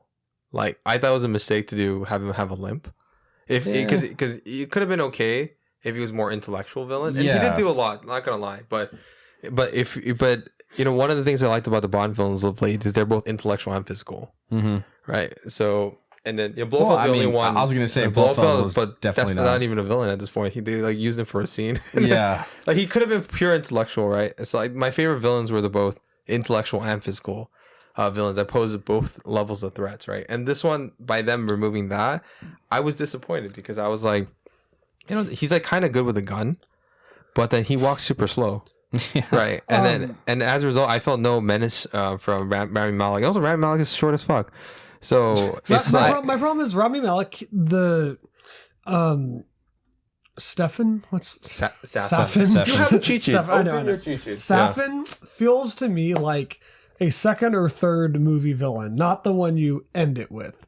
I think like, you know, ending it with Blofeld, like someone that has Blofeld, who has such a strong personal connection to him, or someone like Silva who has such a strong like existential threat to him, that seems more powerful as opposed to Staffen, who's just kind of like Staffen, whatever, who coincidentally has beef with like James Bond's girlfriend. And I get what you're saying, that with his whole interwrappings with Spectre is interesting, but it just, I don't know, it feels very like I agree. It feels like James Bond is his enemy by accident. You know what I mean? It's like, well, not by accident, but I disagree with the accident part. But I do agree. You know what I mean by this, Ron? Though I do. Yeah, I do agree saying that like the last villain should have just been Blofeld, and I know that's exactly what I'm saying. And I know why they didn't do it for marketing reasons, because at Rami Malek, it's like it's the whole appeal of the thing is like the new Bond villain, and that's how they get the money and stuff like that. Which is unfortunate. They could have just done both, or they could have done what we said, which do a team up kind of thing, which could have been interesting too. Yeah. I think like Blofeld being the one who like betrays him and kills him pretty much in the end, and they like die together. Because that would have been cool. Really, but I'm trying to think of like they would have to change the character motivation, right? Because the whole point of that character was that he hates Spectre because Mr. White was the one who killed his family and, you know, caused his facial scarring. So there would be no reason for him to actually work with, you know, Blofeld. So that's hard without break. You would have to change the character completely. What if James Bond had to work with Blofeld? James Bond had to work with What Blofeld? about really desperate for like him too, and he's like, "Fuck, this guy just killed like my entire organization. I'm fucked." He's but you kill would have me. to really stretch the plot though in terms of believability. Because I know, but in terms you can of make like it work. Blofeld has no physical attributes, and then on top of that, what information does he have of Safin? Well, I mean, he's got resources. I mean, no, he doesn't have resources anymore after his eyeballs. He would have. I think they could have made something work. Well, they could have. Like they would have to just change entirely. Like one, I think like okay, if it's all in a fair world and money didn't matter, Blofeld would have just been the main villain at the end. But then people, because you know, terrible American audiences. It's true. They're just like they get bored with like, you know. Can you make a compilations of every time that that Philip says to check the cheat sheet, shit on us for movies we haven't watched, and I think better at this later. And then shit on American audiences. I agree on the shitting American audience and the cheat sheet thing, but I think I have been getting better on like not being so mean about the movies. Come on, this one. Which one? I'm just saying that there's a good amount of content there. What's it called? But I just think that thematically. Okay, and here's the thing: is that if you want to get into like the ending, I actually really like it, and I'll get into it. And it is for the themes and how it plays out. But I'm saying that as a villain, to be the one to do this. Like I would have preferred it to be Blofeld. I totally agree. It should have been Blofeld. No, I totally agree. That more directly parallels and intersects with James Bond. Not Silva, because I think he wore not wore as welcome, but I think like that's like the perfect. No, I'm not even saying like literally Silva, but I'm saying a character that's more similar to him. No, I get what you're saying. Someone that parallels and or has beef with James Bond. Yeah, someone who had a more long-term, long-standing deal with him, and I think Blofeld would have been the perfect one to actually be the one that killed him, because that would have been huge. Yeah, that Blofeld is the one who finally actually killed James Bond, because and it ruined his love life. Yeah, because we haven't really gotten into that much. This is the first movie to ever kill him, and that's huge. Like, do you think Blofeld, if heaven's real? If heaven's real, and Blofeld's definitely up there, you think he's looking down on the fuck? Yeah. I know, he's like, oh, the one thing I wanted to do, and this guy does it? Yeah, this guy kills my organization, kills me, and then kills my enemy? Yeah. That, in a weird way, that's like a big disrespect to Blofeld, the character. Yeah. But in a weird way, at the same time, I feel like he's the only director of the Craig era that actually respected Blofeld. Yeah. Yeah, and it was like actually just giving him like, you know, the due justice that he needed. Yeah. But and his final goodbye. It's a shame though, because I really fucking like Rami Malek and I really wanted him to be awesome. But yeah, just weak writing, boring uses of a character. Yeah. And like the thing is, so do you guys want to get into James Bond's death? Because I actually do like it. Well, I have a couple more things to say about Rami Malek's like Safin. Like it's like there's like, you know, on paper there's a lot of things that should work. Right, whether it's like connection to one of the main characters, the female lead. Yeah. Right, and you know what's it called, and dark connections there, and on top of that, he is technically an intellectual threat too. Yeah, he's technically the smartest Bond villain. Yes, just like on a peer level, like whether the writing or not. So he does propose the best challenge, and he does get under Bond's skin pretty well. But you know the lack of interaction, holding him back too much, and on top of that, the fact that the age wouldn't fucking add up at all. Yeah, exactly. That really bothers me. Well, to be fair, he's like 40. I don't know. He's apparently supposed to be like a teenager or something when he was like doing that. This. I feel like that, which is like honestly, it's a bit of a stretch, but yeah, it's it fine. Bothered me. Yeah, it's not actually it's not that fine. It actually is bothering me as I'm thinking about it. It really bothered me the entire movie. It's like I don't know. I don't even think Rami as much as I love Rami Malek, he did a great job with what he had. Yeah, no, I think he still did a good performance. It's just that the character wasn't very compelling. Actually, for that character, I think he was miscast. Not because he did a bad job, but in the sense that, one, it should have been someone older. Yes, for sure. And then two, I think... he sold the emotional aspect. Like, I actually really like him in the scene where he's visiting. Yeah, I think I just prefer my Bond villains to have just a little bit more. Like, even Lashif has a little bit of a camp thing with him. With the eye, the desperation, like, hit a little smirks. Well, he does at first, right? Because he's got the scarring, he's got the mask and everything. And I wish they had carried that element on a little bit more. He does have, like, the poisoning stuff, which I also really dig. Yeah.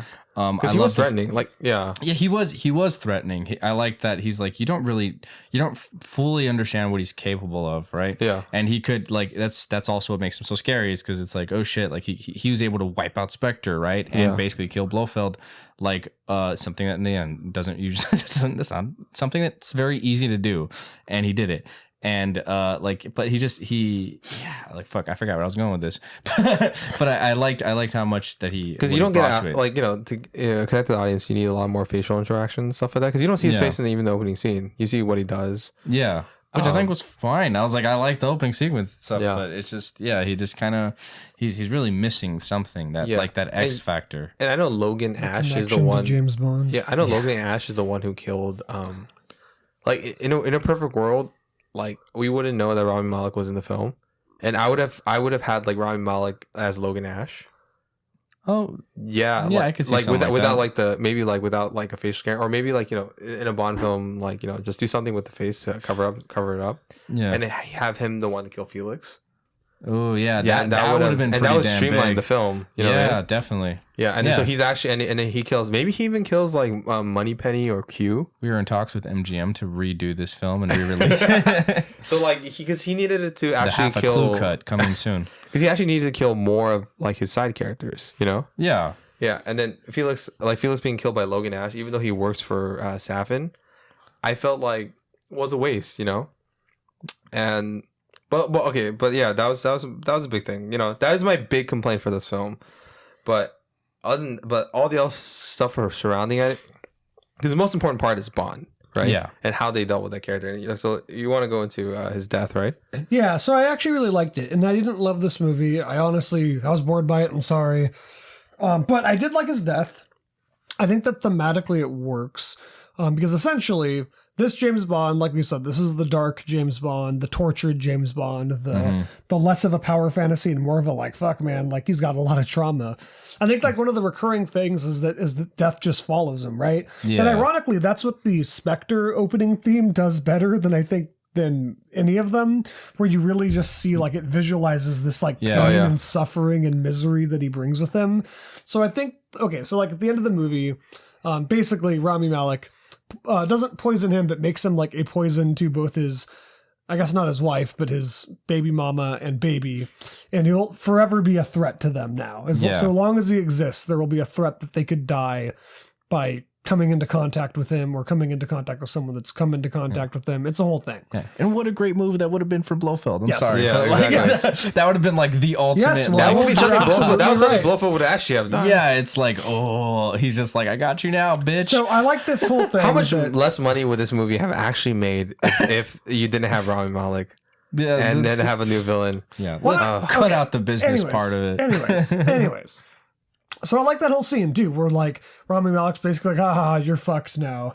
And then I just like that it's not even like a torture point thing. James Bond just kind of stands up and just shoots him in the head casually as fuck. Yeah. Then he, of course, calls baby mama and has that one last conversation with them and chooses to just All the die. time in the world, which is a reference to the Inner Majesty Secret Service song. And he just chooses to die. And I love it because I think that's actually the ultimate end of his character. That's the ultimate arc that he just, he kind of has realized, well, shit, like how many more people are going to die because of me? Like how many more people are going to like suffer in this like tornado of a life that I've lived? So he just chooses to not kill himself, but accept death. He's just, fuck it. I'm on this island. I might as well go down too. And I think that that's a perfect ending to this character.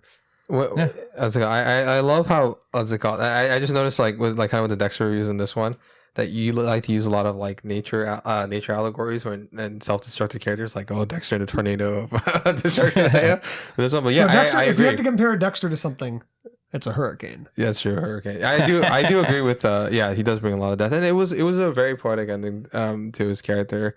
Yeah. And by the way, holy fucking shit, no room, no, he's dead. Yeah. A he's fucking dead. rocket hits his goddamn body. Yeah, it's like, again, I think a lesser film maybe would have left it open-ended, like, perhaps James Bond could return or something, right?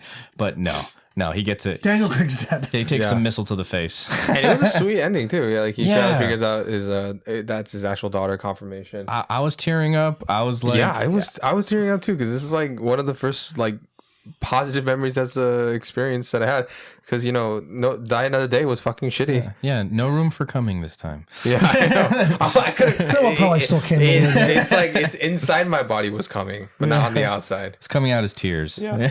So it was Crying semen. Yeah, and so I really, it really was nice. It was nice, and they don't spend too much time in the epilogue too. It's just like it just kind of ends. They pour a drink for him, and they get on to business, and they, let me tell you about, your dad, James, James Bond, and that was, kind of a sweet moment. Like, and it ends on with like a nice last shot of like them going through a tunnel, as if like Bond has went on the other. Yeah. So yeah, honestly. Before I get into my final opinions, let's just go quick and dirty into our overall thoughts of the franchise, and get into the ratings for each film, and then to tap it off with No Time to Die ending. Okay, so let's go start off with Casino Royale. What is your rating, Blake? Oh, sure. You want to start with me? Yes. Casino Royale premium streaming. Whoa! Wow. Wait, what? Wow. Wait, what? Okay, wait. Wait. Hold what? on. Well, let's I usually have a rule. Okay, that we don't let's talk save about our this. debates till the end. Whoa. Okay. Whoa! I just got triggered for a second. I'm sorry. I'm sorry, Blake. I'm sorry, audience. It's okay. Okay, you. Oh, Ron. for me, You, Casino Ron, yeah. Royale in the museum. Right, for me, shit in the museum. It's in the museum. No, I can't joke about that. Okay, Quantum of Solace. I'll just start off. Shit bucket. Shit bucket. Shit bucket, easy. Skyfall. Let's go. Start off with Ron. On the shelf. Blake. Premium streaming. For audio only listeners, I paused to just I saw restrain myself. a vein form across his All forehead. right, Skyfall in the museum. Spectre. Let's start off. For me, it's a streaming premium. Blake? On the bargain bin. I said streaming with ads. Okay. I can see that. Okay. And now let's get into our final.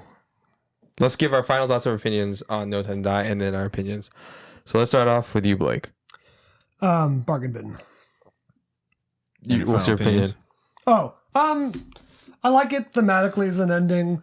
So the technical aspect didn't wow you at all, do you think? What do you mean? Just a technical. Just let him give his opinion. Just and then we'll go into it. Okay, the thing is that I can't put these movies on the shelf or anything because I'd never own them. That's my pure 100% honesty. Oh, wait, so this is below Spectre and this is like bargain bin. No, it's on level of Spectre. Spectre, you did streaming. No, Spectre was bargain bargain bin. Okay. I like parts of it. I didn't like other parts of it. I do think it looked good. I did like the ending a lot. I thought that because that was one thing I was worried about was, series have a problem with landing the ending a lot of the time, but I thought that this one actually did a pretty good job. So if I'm ever on, how about this? I'll stream it on an airplane. It's That's fine. not It's that- fine. No, it's just bargain Is bin. that That's just better? bargain bin. No, it's worse actually. But all right, go on. Yeah, for me, I put it on the shelf. I really enjoyed it. It's something I definitely would want to own. It's yeah, like I said, it caps off everything so well. It's an homage to Bond. It's a beautiful like kind of love letter to the Daniel Craig Bond. It writes it off. I mean, it seals off into the sunset in like great fashion. The thing that just holds me back are some of the things that just like The villain. Yeah, the villain. A lot of it again didn't completely pull me in. Certain times of length, it felt it. It's sad because it could have been like in the museum. Yeah, it could have. It had all the elements, like the technical stuff. Yeah, cinematography. it's the stuff that like that makes it work so well for me is like it could have been like Spectre, but then also it could have been like Casino Royale, but it's not quite. But it's like it's just again like what is it? Blofeld. I think Daniel Craig just crushes it. Like you can actually really see his passion and love for this franchise. You can see it. It's pretty blatant there. Fukunaga really crushes it again with like a lot of like you can see his love for Bond and his like devotion to it. Like it's there. The stunts, the technical stuff is what really gets it there. It's just a hair short of the museum for me because I feel like it should almost be up there just for all the shit that they do that is so unique in this film for a Bond film as much like like Casino Royale because I'll say why like the same reason why it's in the museum for me. It's just like it brought Bond into a new era. This does a great job of closing it out, but it's like if I'm going to choose to rewatch any of these movies, it's going to be Casino Royale. Yeah. And I'm just not going to probably watch No Time to Die for a while. Also because it makes me sad. Yeah, and that's not a point against it. It's just like I just may not want to rewatch it. I agree with this. No Time to Die is just what's it called? It made me emotional right after this film because like this was like been with me for like 15 years, right? With Casino Royale till now, and it's like it's sad for me to see like one of the things that got me very I mean I was reading the film before this, but this one kind of supercharged my desire to watch spy films and on and it's a very fitting farewell. There are some flaws with the villain, like we all talked about, but all the things that mix of the old Bond elements, which is like the base from You Only Live Twice. Or like the homages to Dr. No in the opening sequence, or whether it's like some of the new visual elements of like the oneers, because we don't see a lot of oneers in that film except the Spectre, but I think this one was a lot more violent and visceral. Mm-hmm. And seeing the enthusiasm, passion for Cary Joji Fukunaga putting into like the characters and shots, and and evolving the Bond characters into like a father figure, and and taking some risks with it by actually killing him off, giving an actual farewell. Because this is usually because when the Bond the Bonds have to leave when they're just too old or they're not popular anymore. But this one actually on his own terms he left, and there's something there's something very quite fitting about it, and I'm very happy that they did, and I'm very happy they ended on this instead of Spectre. So as a result, it's on the shelf. It's just so close, but it's really the villain stuff. All right, so what is your favorite? Okay, let's just do rankings real quick, and your favorite. Obviously, let's go from least favorite to your favorite. Starting with you, Blake. Least favorite. I think everyone could probably guess this one. Quantum of Solace. What? Then number 4 is going to be, you guys are going to hate me, No Time to Die. Number 3, Spectre. And then I honestly, mid-conversation, just talking about these movies, I'm going to switch them. Number 2 is Casino Royale, and number 1 is Skyfall. I thought it was originally going to be Casino Royale, but just talking about Skyfall reminded me of how much I liked that one. For me, it goes Quantum of Solace, Spectre, and it's like No Time to Die, Skyfall, then Casino Royale. It's just, again, just pure enjoyment. The top 2, I think, like Skyfall, it's weird because like it's another one that kind of like it goes up and down in my mind, where sometimes I'm like, I didn't like it as much as I remembered, and then other times I'm like, no, I really did fucking like it. It goes like it fluctuates. But no, Casino Royale is one that just definitely stands by itself. It hasn't really moved up or down. It's just great. And like I could if I'm gonna watch any of these, like I said, it's gonna be that one.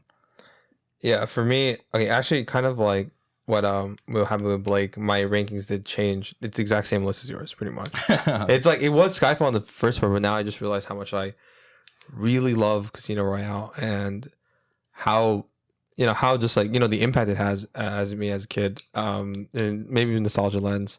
Yeah, it's pretty much this. Casino Royale is my favorite. Casino Royale's Skyfall is a close second, but I think it's just the impact of what had with that character, the action sequences, just whatever it did, just fucking got into my zeitgeist, made me come onto the guy in front of me and the 2 guys afterwards. So yeah. What about villains? What is your favorite villain from the franchise? Well, sorry, you want to go? Probably Silva first. Then, as much as you guys don't like Blofeld, I do like him, and those are the only 2 I hear about. Not Lashif? The Mads Mikkelsen one? Oh yeah, Lashif would be number 3 then. Yeah, for me it's like Lashif first. Although he's like he's a soft first. Again, all the villains always kind of they're not all great. Never totally wowed me. I think Silva is pretty good. Yeah, Silva's really good. He's a close second for me. It's just, again, like I kind of wish I got more of them. I kind of wish that like we had, again, a little more impact, but it's cool. And then Blofeld, just because lack of screen time, but he would have been maybe a little lower if it wasn't for No Time to Die. I agree, honestly. Yeah. And then Sefin. So yeah, and Green is and then Green is I don't fucking remember him at all. I think my list is pretty much the same as yours. The only difference is I have Silva first, because when I watched it again, I was impressed how much he was able to become both physical and an intellectual threat for a Bond film. And that's my criteria for a Bond villain, and like how I judge their quality as like, in terms of like my villain rankings. But Lashif also just, but I was really close, because Lashif was like, seeing a desperate Bond villain was so refreshing to me that it was hard for me not to do it. But yeah, that's pretty much it. What about Bond rankings? Who is your favorite Bond? For me, Sean Connery. He's like, again, he's what I picture when I think of Bond. He's super fun. He's just like it's just, for me, it's like I love Bond as like an escapist kind of thing. Just like having like he embodies the suave killer who's just like moves on to the next thing like so well, and he's really fun. And then Daniel Craig, but again, it's super close, because it's like again, like No Time to Die kind of brought it back up, and I kind of was like really debating which one I wanted first. And then Pierce Brosnan, because he's like also he was like built to be Bond. Yeah. And then the rest of the list, it's like it's not really fair because I haven't seen them. But Timothy Dalton, just because he seems really cool, and just everything that you've like also I've heard and like discussed, like helps bring him there. And then probably Roger Moore, and then George Lazenby, just again based off of the same criteria that I've heard from them. What about you, Blake? From the ones you've seen, I've really only seen like some of the Sean Connery movies and some of the Daniel Craig movies. I asked go to Daniel Craig, but that's mostly just because I watched those as, an adult, and I watched the other ones as a kid, so I have a better understanding. But I would like to kind of maybe do a small brush up on my Bond. Maybe watch one movie, whatever the best, highest rated movie is of each Bond. Okay, so ranking? Craig, then Connery. Yeah, for me it's pretty tough because Connery and Moore I grew up on, but then if I'm completely honest, my favorite is it was Connery was number one, but you kind of like you almost put Craig back after No Time to Die. That's for me. It's like because he had the best ending for any Bond. Absolutely, yeah. Yeah, and he has my favorite Bond film of all time, Casino Royale. Yeah, so it's weird. Yeah, it's weird, and it also like I feel like he is the closest. I mean, Timothy Dalton was as close as he could be, but you know that was tempered by the film at the time. So Daniel Craig is the closest I remember, like just reading some parts of Ian Fleming's books as a kid. So he's on for me. I think the truest adaptation of that character, not physically but emotionally. Daniel Craig is my number one. All right. Well, what's it called? Just real last quick tidbits. No rankings. Favorite theme song of the Daniel Craig era and favorite intro sequence. Skyfall and Skyfall. You? That's hard. I think favorite intro sequence, probably Casino Royale. I mean, we were just talking about the Daniel Craig stuff, right? Yeah. Yeah, Casino Royale. Favorite song, probably Skyfall still. It's just a great freaking song. Same. Casino Royale is my favorite opening, just because like of the what's it called, like you know every like look some things look like Jack of Hearts, the reds, the blacks, the whites, Greens. It's called. Was there greens in? Oh yeah, there was the money. Yeah. It's like the poker table. Yeah. It was cool. I think that was still. I don't know how. Like they just like kicked ass in that opening. That title it's sequence. so good. It pulls you in, and it feels like again like that Dr. No kind of original stuff where he's gambling and shit, and it pulls you in so well. It establishes, and it feels like this is Bond. Gosh, fuck! I want to see that again in theaters.